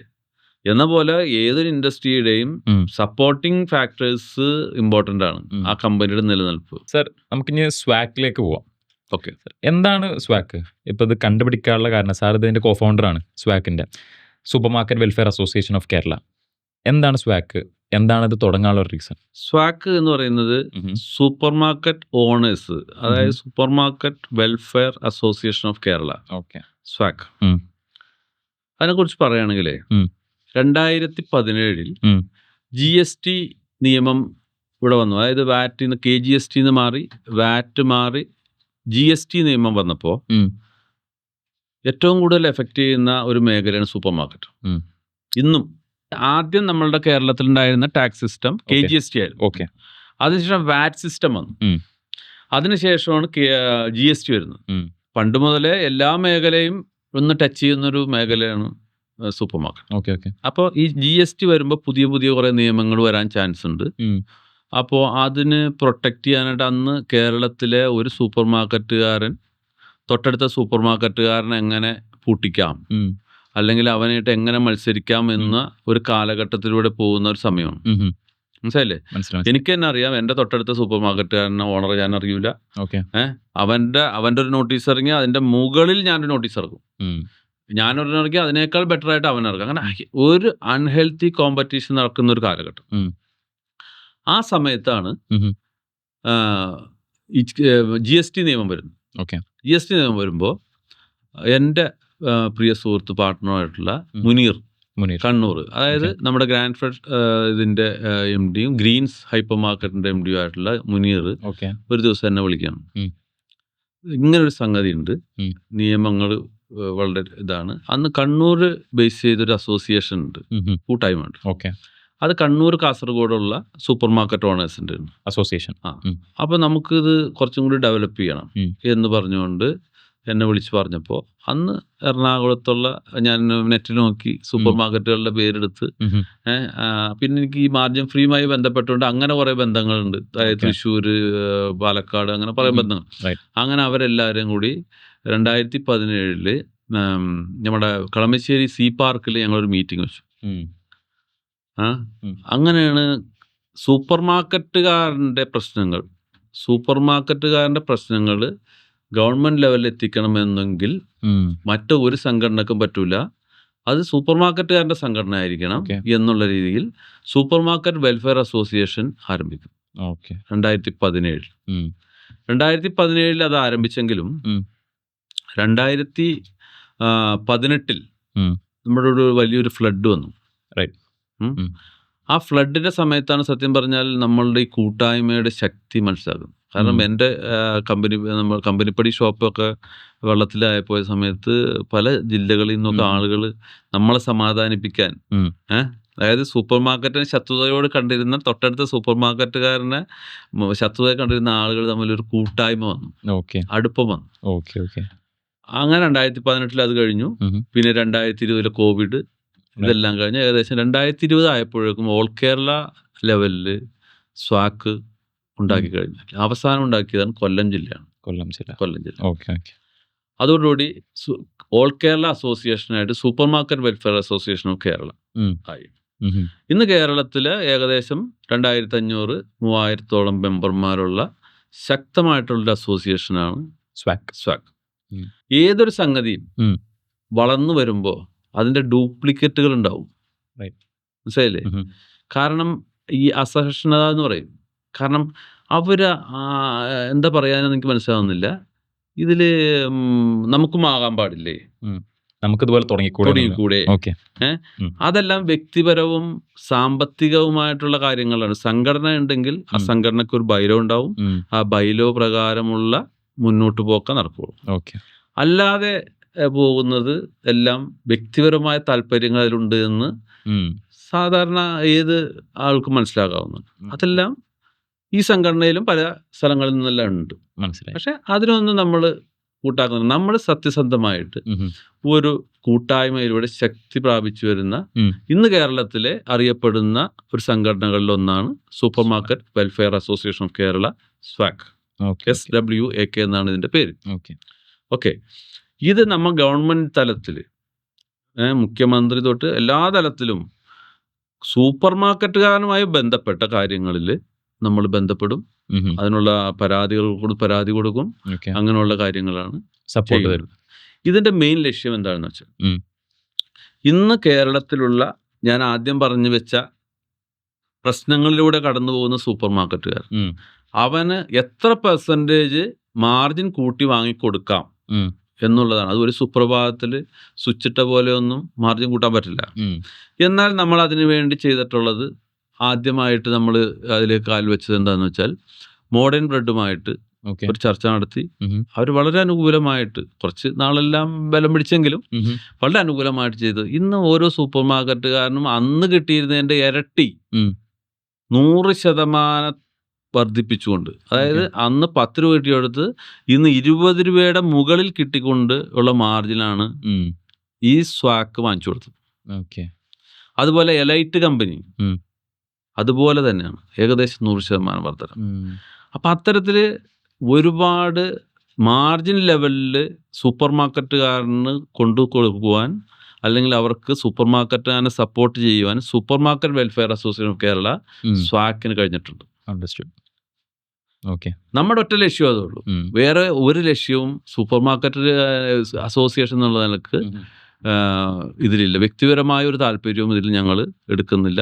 കേരളത്തിലെ സൂപ്പർ മാർക്കറ്റുകാരെ, ഈ പ്രശ്നങ്ങൾ നേരിടുന്ന സൂപ്പർ മാർക്കറ്റുകാർക്ക് മാർജിൻ കൂടുതൽ വാങ്ങിക്കൊടുത്ത് അവരെ വെൽഫെയർ ആണ് നമ്മൾ ഉദ്ദേശിക്കുന്നത്. Understood. Great sir. Okay sir, എങ്ങനെ എനിക്കിതിൽ ജോയിൻ ചെയ്യാൻ പറ്റും? ഇപ്പോൾ നമ്മൾ നേരത്തെ പറഞ്ഞ ഒരു സൂപ്പർ മാർക്കറ്റ് ഉടമയായി, എനിക്കെങ്ങനെ ഇതിൽ ജോയിൻ ചെയ്യാൻ പറ്റും? ഇപ്പോൾ സ്വാക്കിൽ നിങ്ങൾ സൂപ്പർ മാർക്കറ്റ് ഉടമയാണോ? ആണെങ്കിൽ നിങ്ങൾക്ക് സ്ഥാപനത്തിൻ്റെ പേരിൽ GST ഉണ്ടാവുമല്ലോ. GST ഉള്ള ഞങ്ങളതിൽ വെച്ചിട്ടുണ്ട് GST ഉള്ള സൂപ്പർ മാർക്കറ്റ് രീതിയിൽ കച്ചവടം ചെയ്യുന്ന. ഓക്കെ ചിലപ്പോൾ നിങ്ങൾ വലിയ ഇൻവെസ്റ്റ്മെന്റിലുള്ള ആളായിരിക്കും. ഓക്കെ പക്ഷേ സൂപ്പർ മാർക്കറ്റ് രീതിയിൽ ചെയ്യുന്നപ്പോൾ ഒരു കൗണ്ടർ ഇട്ട് ഒരു റാക്ക് വെച്ച് സൂപ്പർ മാർക്കറ്റ് രീതിയിൽ കച്ചവടം ചെയ്യുന്നു. വലിയ ഏരിയ ഒന്നുമില്ല, 750 അല്ലെങ്കിൽ 1000 സ്ക്വയർ ഫീറ്റ് ഉള്ളൂ. പക്ഷേ സൂപ്പർ മാർക്കറ്റ് രീതിയിലാണ് കച്ചവടം ചെയ്യുന്നത്. GST ഉണ്ട്. അവർക്ക് ഞങ്ങൾ മെമ്പർഷിപ്പ് കൊടുക്കും. 1500 രൂപയേ ഉള്ളൂ മെമ്പർഷിപ്പിന് 2 വർഷത്തേക്ക്. 1500 രൂപ ഉള്ളൂ. 1500 രൂപ മെമ്പർഷിപ്പ് 2 വർഷത്തേക്കാണ്. ഈ 2 വർഷം അത് GST ഉൾപ്പെടെ ആണ് 1500 രൂപ. ആ GST സൂപ്പർ മാർക്കറ്റുകാർക്ക് ക്ലെയിം ചെയ്ത് തിരിച്ചെടുക്കാം. അപ്പോൾ ആർക്കും ജോയിൻ ചെയ്യാം. ലൈക് പ്രോബ്ലം ഫേസ് ചെയ്യാൻ പറ്റില്ല. സൂപ്പർ മാർക്കറ്റുകാരനാണോ ജോയിൻ ചെയ്യാം. ഓക്കെ സൂപ്പർ മാർക്കറ്റ് മേഖലയിൽ പ്രശ്നങ്ങൾ ഫേസ് ചെയ്യുന്ന ആൾക്കാർ ഐ മീൻ നല്ല രീതിയിൽ അവർക്ക് വെൽഫെയർ കിട്ടാൻ വേണ്ടിയിട്ട് ജോയിൻ ചെയ്യാം. അതെ, അവർക്കുള്ള ഒരു സംഘടന. അത് നമ്മളതെന്താ ചെയ്യാന്ന് വെച്ചാൽ നമ്മൾ അതിന് വേണ്ടിയുള്ള ക്ലാസ്സുകൾ, സെമിനാറുകൾ, അതേപോലെ തന്നെ ഓരോ ഡിപ്പാർട്ട്മെന്റ് ക്ലാസ്സുകൾ വെക്കും. അതായത് ഉദാഹരണം പറഞ്ഞ ഫുഡ് ആൻഡ് സേഫ്റ്റിക്കാരുടെ വെക്കാറുണ്ട്, സെയിൽ ടാക്സിന്റെ GSTയുടെ വെക്കാറുണ്ട്. അതേപോലെ ലീഗൽ മെട്രോളജി, അങ്ങനെ ക്ലാസ്സുകൾ വെച്ച് ഇവരെ അവെയർ ചെയ്യിക്കാന്നുള്ളത്. കാരണം പലർക്കും ഞാനത് എടുത്തില്ലെങ്കിൽ എന്താ, ഇപ്പൊ ലീഗൽ മെട്രോളജിയുടെ വെയിങ് മെഷീൻ്റെ സീൽ ചെയ്തില്ലെങ്കിൽ എന്താ കുഴപ്പം എന്ന് ചോദിക്കുന്ന ആളുകളുണ്ട്. അല്ലെങ്കിൽ ഫുഡ് ആൻഡ് സേഫ്റ്റി എടുത്തില്ലെങ്കിൽ എന്താണ്. ഈ ഓരോ നിയമങ്ങൾക്കും അതിൻ്റെതായ പഴുതുകളുണ്ട്. പക്ഷെ ആ പഴുതുകൾ നമ്മൾ വലിയൊരു ഫൈൻ കൊടുത്ത് ബിസിനസ് ചെയ്യുന്ന നമ്മൾ ബിസിനസ് ചെയ്യുമ്പോൾ അതിൻ്റെ ലൈസൻസിലെല്ലാം പൂർത്തീകരിച്ച് വൃത്തിയായിട്ട് ചെയ്യുന്നതാണ് എപ്പോഴും നല്ലത്. ചില പഴയ ഒരു കൾച്ചറുണ്ട്, GST എടുക്കൂല, ലൈസൻസ് എടുക്കൂല, കച്ചവടം ഇങ്ങനെ തകൃതിയായിട്ട് നടക്കണ്ടാവും. പക്ഷെ ഇതിൻ്റെ എൻഡ് ഓഫ് പോയിന്റ് നമ്മളുണ്ടാക്കിയ നമ്മുടെ ആരോഗ്യവും കളഞ്ഞുണ്ടാക്കിയത് ഏതെങ്കിലും വിജിലൻസോ ഇത് കൊണ്ടുപോകുന്നതിനേക്കാൾ നല്ലതല്ലേ നമ്മൾ കൃത്യമായിട്ട് ബിസിനസ് ചെയ്യാം. അതെ അതെ സർ. സ്വാക്കിൻ്റെ അച്ചീവ്മെന്റ്സ് ഇതുവരെയുള്ള എത്ര 2017 സ്റ്റാർട്ട് ചെയ്ത സ്വാക്കാണ്. പ്രോപ്പറായിട്ട് വർക്ക് ചെയ്യാൻ തുടങ്ങിയത് കൊറോണ കഴിഞ്ഞതിന് ശേഷമാണ് ശരിക്കും 2022 പറയാൻ പറ്റുള്ളൂ. ഇതുവരെ ഉള്ള അച്ചീവ്മെന്റ്സ് എന്തൊക്കെയാണ് ഇപ്പോൾ സ്വാക്കിന്? അച്ചീവ്മെന്റ്സ് സ്വാക്കിന്റെ മെയിൻ അച്ചീവ്മെന്റ്സ് പറഞ്ഞാണ് ഞാൻ പറഞ്ഞത്. നമ്മളുടെ ലക്ഷ്യം ഒന്നേ ഉള്ളൂ, മാർജിൻ കൂട്ടി വാങ്ങിച്ചു കൊടുക്കുക. അതിനു വേണ്ടി നമ്മൾ എന്താ ചെയ്തിരിക്കുന്നതെന്ന് വെച്ചാൽ എല്ലാ ജില്ലകളിലും ഒരു പർച്ചേസ് കമ്മിറ്റി ഉണ്ടാക്കിയിട്ടുണ്ട്. പർച്ചേസ് കമ്മിറ്റി എന്ന് ഉദ്ദേശിക്കുന്നത് ഇപ്പോൾ ഒരുപാട് പുതിയ കമ്പനികൾ വളർന്നു വരുന്നുണ്ട്. ഒരുപാട് പുതിയ കമ്പനികൾ നമ്മളെല്ലാവരും അവരെ സ്വാഗതം ചെയ്യണം. നമ്മൾ വേറെ പറയുന്നൊന്നുമില്ല. നമ്മൾക്ക് നമ്മുടെ മെമ്പർമാരുടെ സൂപ്പർ മാർക്കറ്റുകളിൽ സാധനം വെക്കാൻ ഞങ്ങൾ റെഡിയാണ്. പക്ഷെ ഒരു മാന്യമായ മാർജിൻ തരണം. അപ്പോൾ അത് ഈ പർച്ചേസ് കമ്മിറ്റി അപ്രൂവ് ചെയ്ത് കഴിഞ്ഞാൽ നമ്മളുടെ മെമ്പർമാരെല്ലാവരും എടുക്കും. അത് തിരുവനന്തപുരം തൊട്ട് കാസർഗോഡ് വരെയുള്ള എല്ലാ ജില്ലയിലും ഉണ്ട്. ആ ജില്ലയിൽ പോയി കാണുക. അതുകൂടാണ്ട് സ്റ്റേറ്റിന്റെ ഒരു പർച്ചേസ് കമ്മിറ്റി ഉണ്ട്. അവർ അപ്രൂവ് ചെയ്ത് ഓൾ കേരള മാന്യമായിട്ട് പോകും. മറ്റത് ഓരോ ജില്ലകളിൽ ചിലപ്പോൾ ലോക്കൽ പ്രൊഡക്ട്സ് ഉണ്ടാവും. ഇപ്പോൾ ഉദാഹരണം തിരുവനന്തപുരത്ത് ഉണ്ടാക്കുന്ന ഒരു പ്രൊഡക്റ്റ് സ്റ്റേറ്റിൽ വന്ന് അപ്രൂവ് ചെയ്യേണ്ട കാര്യമില്ല. ഒരു ഓൾ കേരള സപ്ലൈ ചെയ്യാൻ ഉദ്ദേശിക്കുന്നു, എല്ലാ ജില്ലകളിലും സപ്ലൈ ചെയ്യാൻ ഉദ്ദേശിക്കുന്നെങ്കിൽ സ്റ്റേറ്റിന്റെ അപ്രൂവൽ വാങ്ങിക്കണം. ഇപ്പോൾ എറണാകുളം ജില്ല മാത്രം അല്ലെങ്കിൽ തിരുവനന്തപുരം ജില്ല മാത്രം ചെയ്യുന്ന പ്രൊഡക്റ്റ് ആണെങ്കിൽ അവിടെ വാങ്ങിച്ചാൽ മതി. ഇപ്പോൾ ഉദാഹരണം ദോശമാവ്, അങ്ങനെ ചെറിയ ചെറിയ സാധനങ്ങളൊക്കെ ഉണ്ടാവുമല്ലോ. ഇപ്പോൾ സ്നാക്സ് ഒക്കെ ഉണ്ടാവും. അതൊക്കെ അവിടെ ലോക്കലി വാങ്ങിച്ചാൽ മതി. അതേസമയത്ത് സ്റ്റേറ്റ് ലെവലിൽ നിങ്ങൾക്ക് ചെയ്യണമെന്നുണ്ടെങ്കിൽ സ്റ്റേറ്റ് പർച്ചേസ് കമ്മിറ്റിയുടെ അപ്രൂവൽ വാങ്ങിച്ചാൽ കാരണം നിങ്ങളെ സപ്പോർട്ട് ചെയ്യാൻ വേണ്ടി നമ്മൾ ഇരിക്കുന്നത്. കാരണം ഒറ്റ പോയിന്റിൽ നമ്മൾ ഇവരായിട്ട് സംസാരിച്ചിട്ടുണ്ട്. നിങ്ങളുടെ മാന്യമായ മാർജിൻ ഇവർ ഓഫർ ചെയ്യുന്നുണ്ട്, അതുകൊണ്ട് നിങ്ങൾ എടുത്ത് വെക്കുക. എടുക്കുന്നത് സൂപ്പർ മാർക്കറ്റുകാരൻ്റെ എന്താണ് താല്പര്യമാണ്. നമ്മൾ ആരെയും കമ്പൽ ചെയ്യുന്നില്ല, ഇതെടുത്ത് വെച്ച് വെക്കണം കേട്ടോ എന്ന് പറയണില്ല. താല്പര്യമുണ്ടെങ്കിൽ എടുക്കാം. അല്ലാതെ നമ്മൾ അസോസിയേഷൻ ലെവലിൽ ഒരാളെയും നിർബന്ധിക്കാറില്ല. എനിക്കുള്ള വേറെ ഡൗട്ടുണ്ട്. കേരളത്തിൽ പൊതുവെ സൂപ്പർ മാർക്കറ്റ് മാത്രമല്ല, പൊതുവെ ബിസിനസ് ചെയ്യുന്ന ആൾക്കാർ എന്തെങ്കിലും ചാലഞ്ച് ഫേസ് ചെയ്യണോ കേരളത്തിൽ തുടങ്ങാൻ? In terms of government rules, regulation, area wise എന്താണെങ്കിലും കേരളത്തിൽ ബുദ്ധിമുട്ടാണോ ഒരു ബിസിനസ് തുടങ്ങാൻ? എനിക്ക് തോന്നിയിട്ടില്ല. കേരളത്തിൽ എന്ത് ബിസിനസ്സും ഇത് കേരളത്തിൻ്റെ പ്രത്യേകത എന്ന് വെച്ചാൽ ഒരു ട്രെൻഡാണ്. ഇപ്പോൾ ഈ കൊറോണയ്ക്ക് ശേഷം വന്ന ഏറ്റവും വലിയൊരു ട്രെൻഡാണ് ഫുഡ് ഇൻഡസ്ട്രി, ഹോട്ടൽസ്, റെസ്റ്റോറൻറ്റ്. പക്ഷേ അത് പ്രോപ്പറായിട്ട് 100 തുടങ്ങുന്നുണ്ട്, 50 പൂട്ടി പോകുന്നുണ്ട്. പക്ഷേ അതിലും രക്ഷപ്പെട്ട ആളുകളുണ്ട്. അപ്പം ഏത് ബിസിനസ്സിലും ഫോക്കസിങ് ഇമ്പോർട്ടൻ്റ് ആണ്. അതിൽ നമ്മളുടെ കേരളക്കാരുടെ ഒരു മെയിൻ പ്രശ്നം എന്താണെന്ന് വെച്ചാൽ, ഒരു ഇൻഡസ്ട്രി നന്നായി കഴിഞ്ഞാൽ ഉടനെ എല്ലാവരും കൂടെ അതിൻ്റെ പുറകെ ഓടും. മനസ്സിലായില്ലേ? ഈ കൊറോണ കാലത്ത് തുറക്കാൻ പറ്റിയ സ്ഥാപനം സൂപ്പർ മാർക്കറ്റ് ആണെന്ന് പറഞ്ഞുകൊണ്ട് സൂപ്പർ മാർക്കറ്റിനെ കുറിച്ച് ഒന്നും അറിയാത്ത ആളും പോയി സൂപ്പർ മാർക്കറ്റ് തുടങ്ങി. ഒരു 4-5 കൊല്ലം കഴിയുമ്പോൾ കേൾക്കുന്നത് അവൻ വലിയ ലൈബിലിറ്റിയിലാണ്. കട പൂട്ടി, കട കൊടുത്തു, ടേക്ക് ഓവർ ചെയ്ത്, ഇതാ കേൾക്കുന്നത്. എന്ന പോലെ ഹോട്ടൽ ഇൻഡസ്ട്രീനെ കുറിച്ച് അറിയാൻ പാടില്ലാത്തൊരു ഹോട്ടൽ തുടങ്ങിയാൽ ഇത് തന്നെ സംഭവിക്കും. അപ്പൊ ഏത് ഇൻഡസ്ട്രി ആവട്ടെ, ഹോട്ടലാവട്ടെ, സൂപ്പർ മാർക്കറ്റ് ആവട്ടെ, ഇനി അതർ ഇൻഡസ്ട്രി, നമ്മൾ അതിനെക്കുറിച്ച് പഠിച്ചിട്ട് വേണം അതിലേക്ക് പോവാൻ. അത് നമ്മളെ കൊണ്ട് പറ്റുമോ? ഇല്ലേ? അല്ലെങ്കിൽ ചെയ്യരുത്. ഇന്ന് ഞാൻ പറഞ്ഞില്ലേ, ലക്ഷദ്വീപിൽ നിന്ന് അയാൾ ഗവൺമെന്റ് ഉദ്യോഗസ്ഥനാണ്. അദ്ദേഹം ഗവൺമെന്റ് ഉദ്യോഗസ്ഥൻ കഴിഞ്ഞിട്ട് അദ്ദേഹത്തിന്റെ അടുത്ത് കുറച്ച് പൈസ ഉണ്ട്. അപ്പൊ അദ്ദേഹത്തിന്റെ മകള് എന്തോ പഠിച്ചു കഴിഞ്ഞിട്ടുണ്ട്, പെങ്ങളുടെ മോനുണ്ട്. ഞാൻ അദ്ദേഹത്തോട് ചോദിച്ചു എങ്ങനെയാണ് ഇത് തുടങ്ങാൻ പോകുന്നത്. അപ്പോൾ പെങ്ങളുടെ മോനുണ്ട്. അപ്പോൾ അവരിവിടെ എറണാകുളത്താണ് പഠിക്കണത്.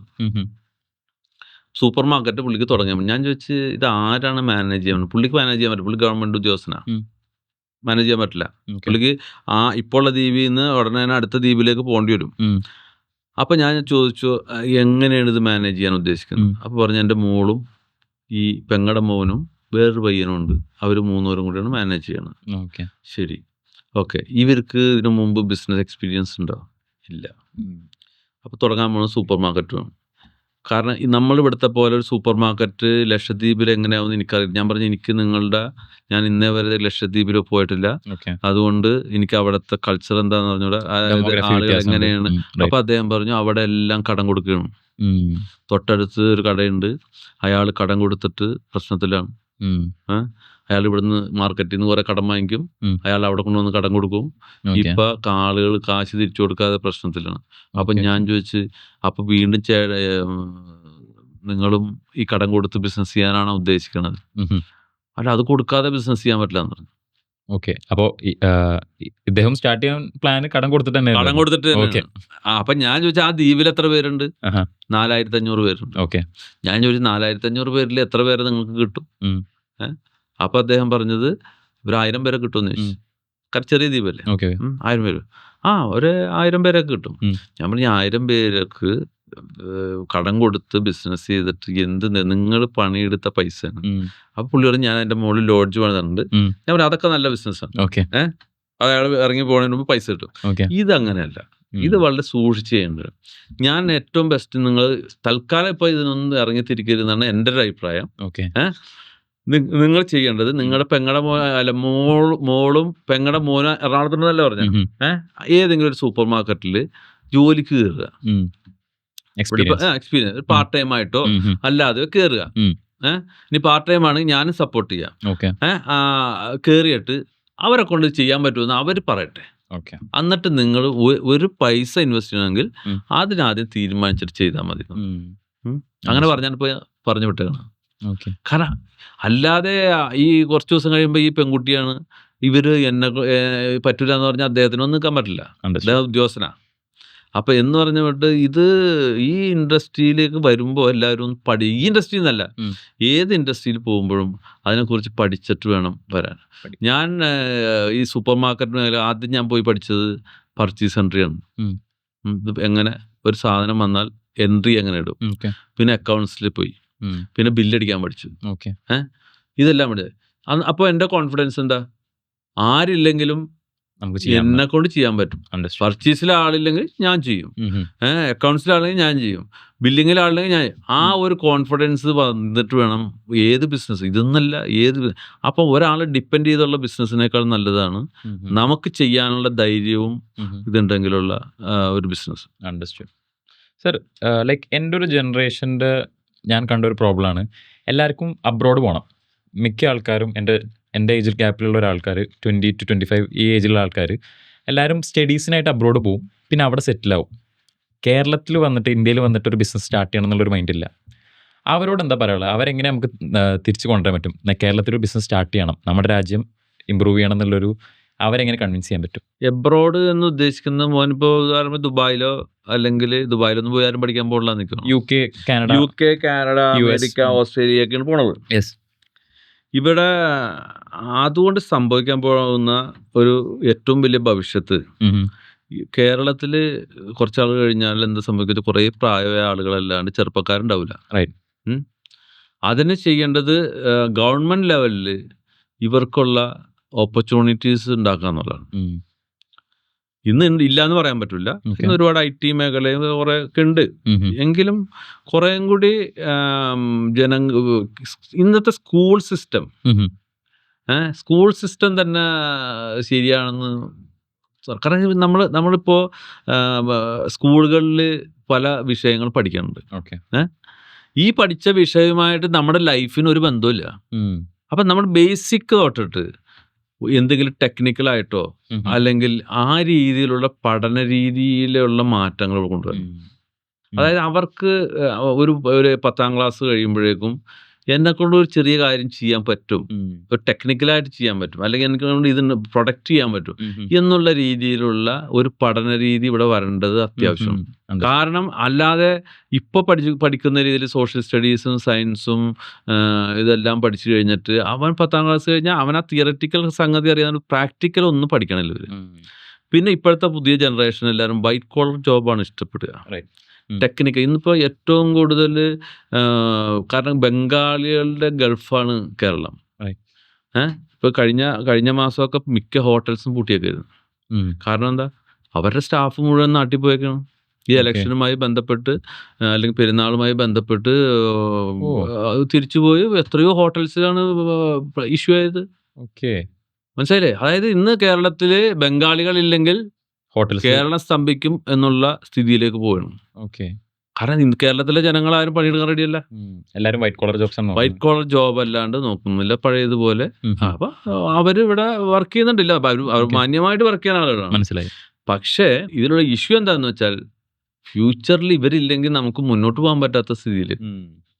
അപ്പൊ നമുക്ക് ഇനിയത്തെ ജനറേഷനെ അല്ലെങ്കിൽ പുത്തൻ തലമുറയെ ടെക്നിക്കൽ രീതിയിലും സ്കില്ലായിട്ടുള്ള വർക്ക് പഠിപ്പിച്ചു വേണം മുന്നോട്ട് കൊണ്ടുവരാൻ. അല്ലെങ്കിൽ സമീപ ഭാവിയിൽ ഇവരാരും ഇവിടെ നിൽക്കൂല. ഇവർ വൈറ്റ് കോളർ ജോബ് അന്വേഷിച്ച് കാനഡയും അമേരിക്കയും ഇതൊക്കെ പോകും. അവിടെ പോയി എന്ത് പണിയെടുക്കാനും ബുദ്ധിമുട്ടില്ല അവർക്ക്. മനസ്സിലായി. എനിക്കറിയാം, എൻ്റെ ബന്ധത്തിൽപ്പെട്ട പല ആളുകളും റെസ്റ്റോറൻറ്റിൽ പാത്രം കഴുകുക, അതായത് പാർട്ട് ടൈം ജോബാണ് അവർ പഠിക്കുന്നത്. ഇവിടുന്ന് എഞ്ചിനീയറിംഗ് കഴിഞ്ഞിട്ട് MS പോയേക്കണാണ്. അപ്പൊ അവിടെ പോയി പാത്രം കഴുകാനും ഇതിനൊന്നും അവർക്ക് മടിയില്ല. ഇവിടെയാണ് അത് പ്രശ്നം. മനസ്സിലായി. ഇപ്പൊ ഊബർ ഓടിച്ച് നടക്കുന്ന പിള്ളേരുണ്ട്, ഹാർഡ് വർക്കായിട്ട് അവർ സമ്പാദിക്കുന്നത്. കാരണം അതേപോലെ തന്നെ അവർക്ക് അവിടെ ജോലി കിട്ടാതെ ആകുമ്പോൾ ബാങ്ക് ഇഷ്യൂസ് ഉണ്ട്. കാരണം പലരും ലോൺ എടുത്താണ് പോയേക്കണ. അവർക്ക് തിരിച്ചു വരാനും പറ്റില്ല, അവിടെ നിൽക്കാനും പറ്റാത്ത സ്ഥിതിയാണ്. നിങ്ങൾ ചോദിക്കുന്നുണ്ട് എങ്ങനെ അവർ തിരിച്ചു വരാത്തതെന്ന്. അവരെ മാത്രം കുറ്റം പറഞ്ഞിട്ട് കാര്യമില്ല. അവിടെ ജോബ് കിട്ടി പൈസ അടച്ചു തീർത്തില്ലെങ്കിൽ അവർക്ക് നാട്ടിൽ നിൽക്കാൻ പറ്റുമോ? അപ്പോൾ വലിയ തുകകളാണ് ഇവർ ലോൺ എടുത്തിട്ട് അമേരിക്കൻ കാനഡയൊക്കെ പോകുന്നത്. അപ്പം അത് തിരിച്ചടക്കാതിരിക്കാൻ പറ്റും. അവിടെ നിന്നുള്ള ഡോളർ കൺവേർഷനിലല്ലാണ്ട് ഇന്ത്യൻ മണി കിട്ടിയിട്ട് എന്ന് അടച്ചു തരാണ്. മനസ്സിലായില്ലേ? അപ്പോൾ അതൊരു വലിയൊരു ആളുകളെ അല്ലെങ്കിൽ ഇങ്ങനത്തെ തലമുറേനെ എഡ്യൂക്കേറ്റ് ചെയ്യേണ്ട ഒരു സംഗതിയാണ്. അപ്പോൾ പ്രോബ്ലം അവരുടെ ചിന്തയിൽ മാത്രമല്ല, ഇവിടുത്തെ സിസ്റ്റം കാരണം അവർക്ക് അത് ചെയ്യേണ്ടി വരിക. സിസ്റ്റത്തിൽ കുറേ മാറ്റങ്ങൾ വരുന്നുണ്ട്. അണ്ടർസ്റ്റുഡ്. സാർ ഒരു ബുക്ക് എഴുതിയിട്ടുണ്ട്, അതിനെ കുറിച്ചൊന്ന് പറയാൻ പറ്റുമോ? എന്തിനെ പറ്റിയിട്ടാണ് എഴുതിയത്, എന്തുകൊണ്ടാണ് എഴുതിയത്? ഓക്കെ അത് പറയാം. ഞാൻ ബുക്ക് എഴുതി എന്ന് പറയാൻ പറ്റില്ല അത്. കാരണം എഴുതിയ സംഗതി ഞാനാണത് ചെയ്തതെന്നുള്ള സത്യം. ഞാനും തൊട്ടുമുഖം ബാലകൃഷ്ണൻ എന്ന് പറഞ്ഞ അദ്ദേഹം കൂടെ ചെയ്തത്.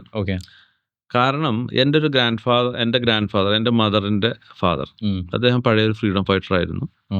പഴയ MP ആയിരുന്നു. ഇന്ത്യൻ പാർലമെന്റിലെ ഭരണഘടനാ പാർലമെന്റിലെ മെമ്പറായിരുന്നു. അപ്പോൾ അദ്ദേഹം 1997 മരിക്കുന്നത്. ആ മരിക്കുന്നതിന് കുറേ മുമ്പ്, അതായത് 1990-കളിൽ അന്ന് ഞാൻ ഇങ്ങനെ കോളേജിലൊക്കെ പഠിക്കുന്ന കാലത്ത് അദ്ദേഹം എന്നെ വിളിക്കും, ഞാൻ പോവും. അപ്പോൾ പുള്ളി പറഞ്ഞ് എനിക്കൊന്ന് കുറച്ച് കാര്യം, പുള്ളി എപ്പോഴും പാരലൈസ് ചെയ്ത് കിടക്കുകയാണ്, കുറച്ച് കാര്യങ്ങൾ എഴുതണമെന്ന് പറഞ്ഞിട്ട് എന്നെ കൊണ്ട് ഇങ്ങനെ കുറേ പേപ്പറുകൾ, ഒരു 10-250 പേപ്പർ എഴുതി 1991 ഞാൻ ഗൾഫിൽ പോയി. ഗൾഫിൽ പോയി കഴിഞ്ഞപ്പോൾ ഈ തൊട്ടുമുഖം ബാലകൃഷ്ണൻ വെച്ചാൽ അദ്ദേഹത്തിൻ്റെ ഒരു സുഹൃത്താണ്. അദ്ദേഹത്തിനെ വിളിച്ചിട്ട് ഇതൊന്നൊരു ബുക്കാക്കാൻ പറഞ്ഞു. ഇത് ഞാൻ എഴുതി കൊടുത്ത സംഗതി. ആഹാ.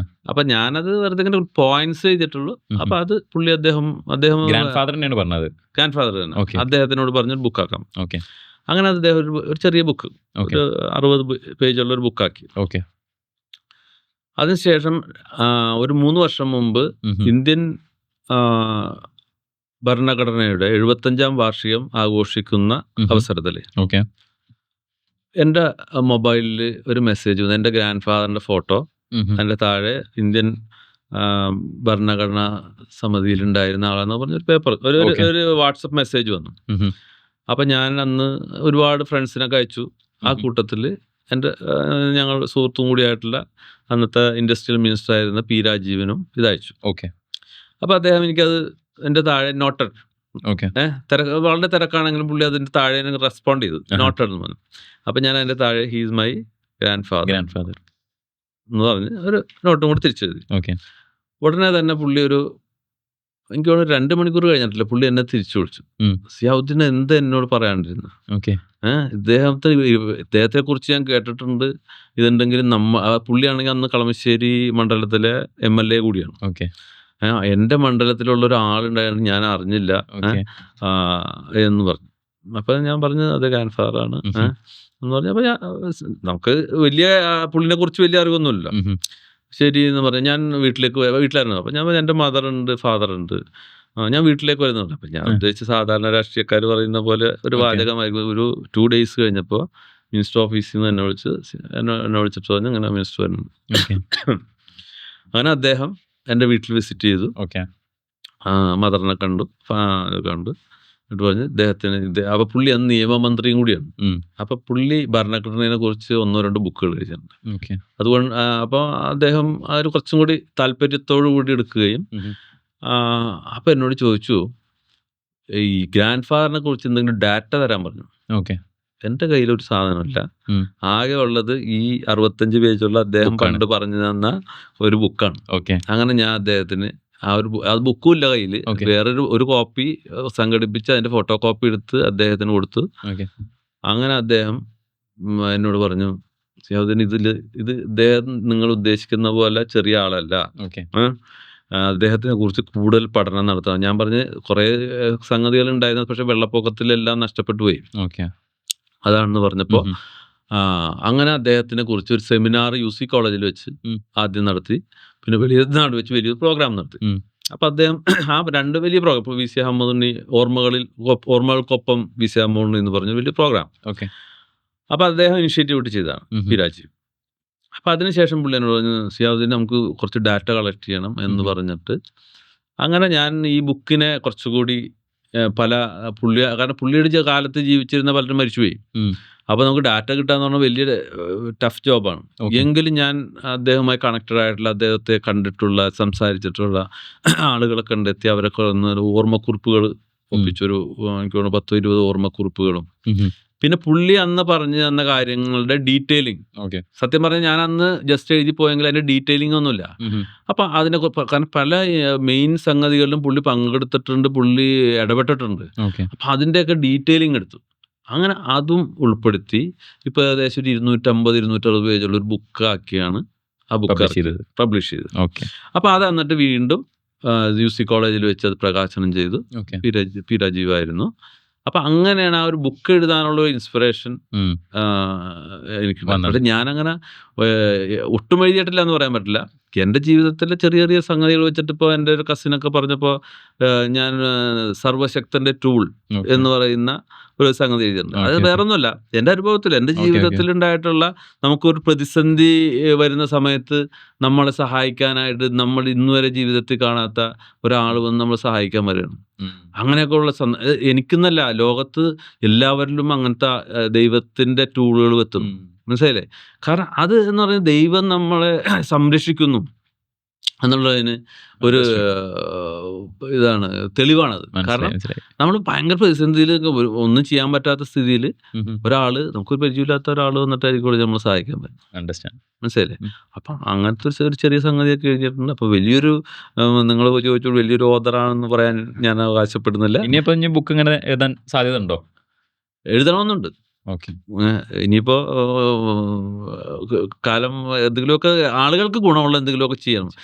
എൻ്റെ ലൈഫിൽ എൻ്റെ ലൈഫ് കൊണ്ട് മറ്റുള്ളവർക്ക് എന്ത് ഉപകാരം. ഗുണം കിട്ടും എന്നുള്ളതാണ് നമ്മുടെ മെയിൻ സംഗതി. എൻ്റെ ഒരു പേഴ്സണൽ ആഗ്രഹം സാറ് റീറ്റെയിൽ സെക്ടർ രീതിയിലുള്ള ആൾക്കാർക്ക് വേണ്ടിയിട്ട് ഒരു ബുക്ക് എഴുതണം എന്നാ. എങ്ങനെ ഈ മാർക്കറ്റിലേക്ക് എൻ്റർ ചെയ്യാം, ഇതിനെ കുറിച്ചിട്ടുള്ള A to Z കാര്യങ്ങൾ. കാരണം നമ്മളിന്ന് ഇവിടെ ഡിസ്കസ് ചെയ്തത് മൊത്തം നമുക്കൊരു ബുക്കാക്കാൻ പറ്റുന്ന ഒരു കുറേ അറിവുണ്ട് ഇവിടെ. സാർ എനിക്ക് വേറൊരു ചോദ്യം, നമ്മൾ ഇപ്പോൾ ഗ്രാൻഡ് ഫാദറിനെ കുറിച്ച് പറഞ്ഞു. സാറിൻ്റെ റോൾ മോഡൽ ആരാണ്? ഇപ്പോൾ സാർ കുറേ കാര്യങ്ങൾ ചെയ്യുന്നുണ്ട്, ഇതിൻ്റെയൊക്കെ ഒരു ഇൻസ്പിറേഷൻ എന്താണ്? ഇത് ഇനി ചെയ്യണം എന്നുള്ളൊരിത്. എൻ്റെ ഇൻസ്പിറേഷൻ ഞാൻ പറയുകയാണെങ്കിൽ മുഹമ്മദ് നബിയാണെന്ന് പറയും. മുഹമ്മദ് നബി. ആ. ഓക്കെ. കാരണം ജീവിതത്തിൽ ഒരുപാട് പ്രശ്നങ്ങളിൽ കൂടെ കടന്നു പോയിട്ടുള്ള ആളാണ്. അതിനെ തരണം ചെയ്ത് ഇന്ന് ലോകത്തിലെ ഏറ്റവും വലിയൊരു നേതാവായിട്ട് അല്ലെങ്കിൽ ബഹുമാനിക്കുന്ന ആളായിട്ട് വന്നിട്ടുള്ള ആളാണ്. കാരണം നമ്മുടെ ലൈഫ് എന്ന് പറഞ്ഞാൽ വളരെ ചെറുതാണ്, ഷോർട്ടാണ്. റൈറ്റ്.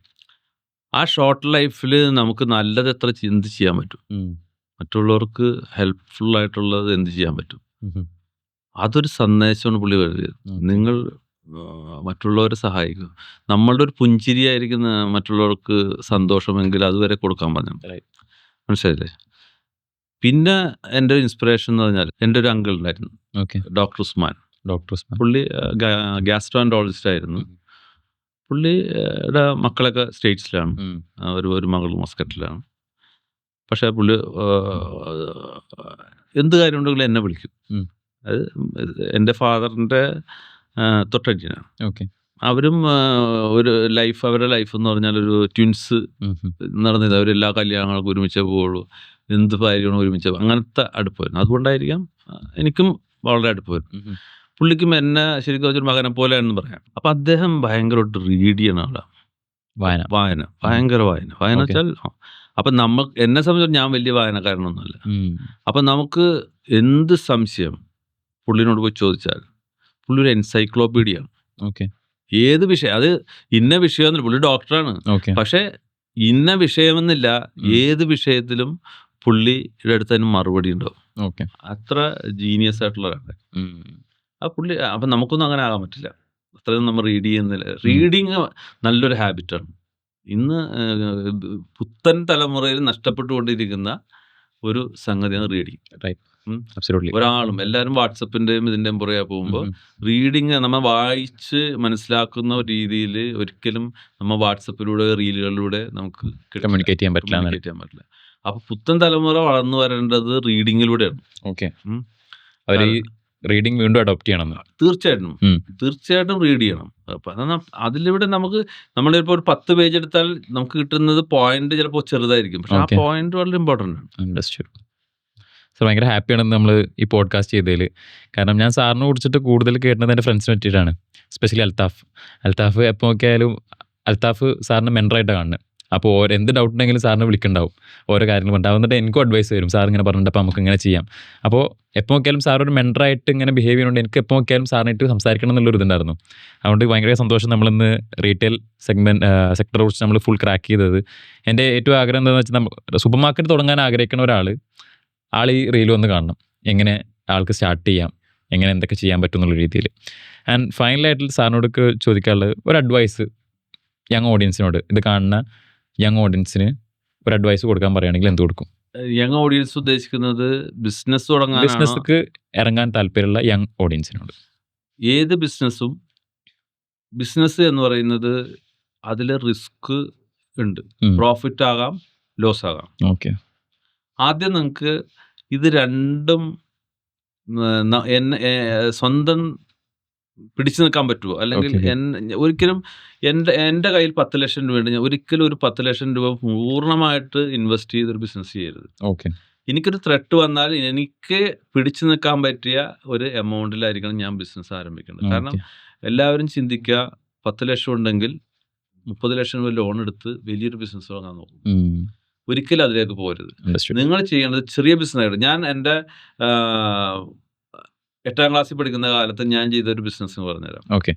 8ാം ക്ലാസ്സിൽ പഠിക്കുമ്പോൾ എൻ്റെ ഒരു കസിൻ സിസ്റ്റർ ഉണ്ടായിരുന്നു എറണാകുളത്ത്, സിറ്റി നഴ്സറി നടത്തി. അപ്പോൾ പുള്ളിക്കാരത്തേക്ക് അറിയാൻ പാടുണ്ടാവില്ല കേട്ടോ, ഞാൻ അങ്ങനെ ഒരു ചെറിയ മാർജിൻ എടുത്ത് ഞാൻ രഹസ്യമായിട്ട് പറയും.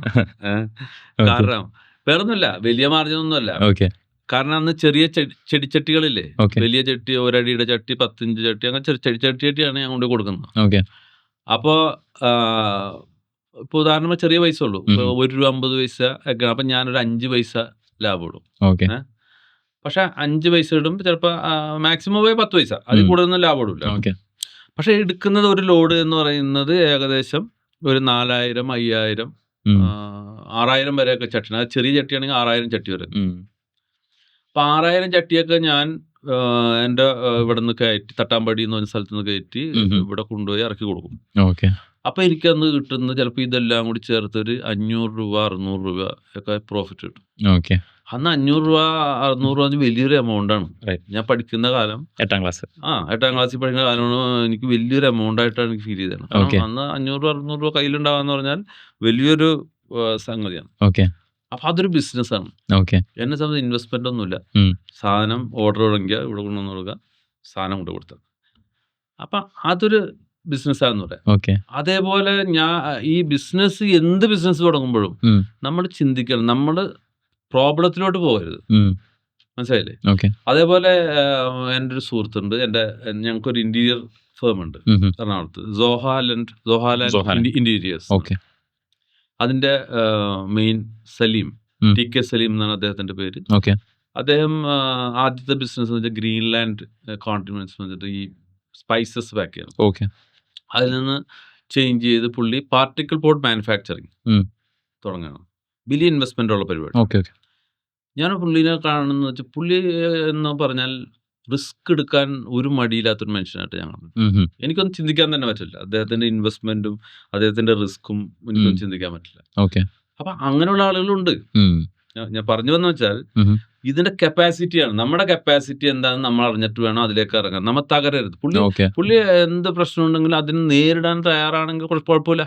ഓക്കെ ഞാൻ എൻ്റെ അടുത്ത് കുറച്ച് പൈസ ഉണ്ട്, ഞാൻ അത് വെച്ച് വലിയൊരു ബിസിനസ് തുടങ്ങി അവസാനം പ്രോബ്ലത്തിലായി പോകാതെ, ഏത് ജനറേഷനായാലും നമ്മൾ എന്ത് ബിസിനസ് തുടങ്ങണോ അതിനെപ്പറ്റി ഡീപ്പായിട്ട് പഠിക്കാതെ ഒരു ബിസിനസ്സിലേക്ക് ഇറങ്ങരുത്.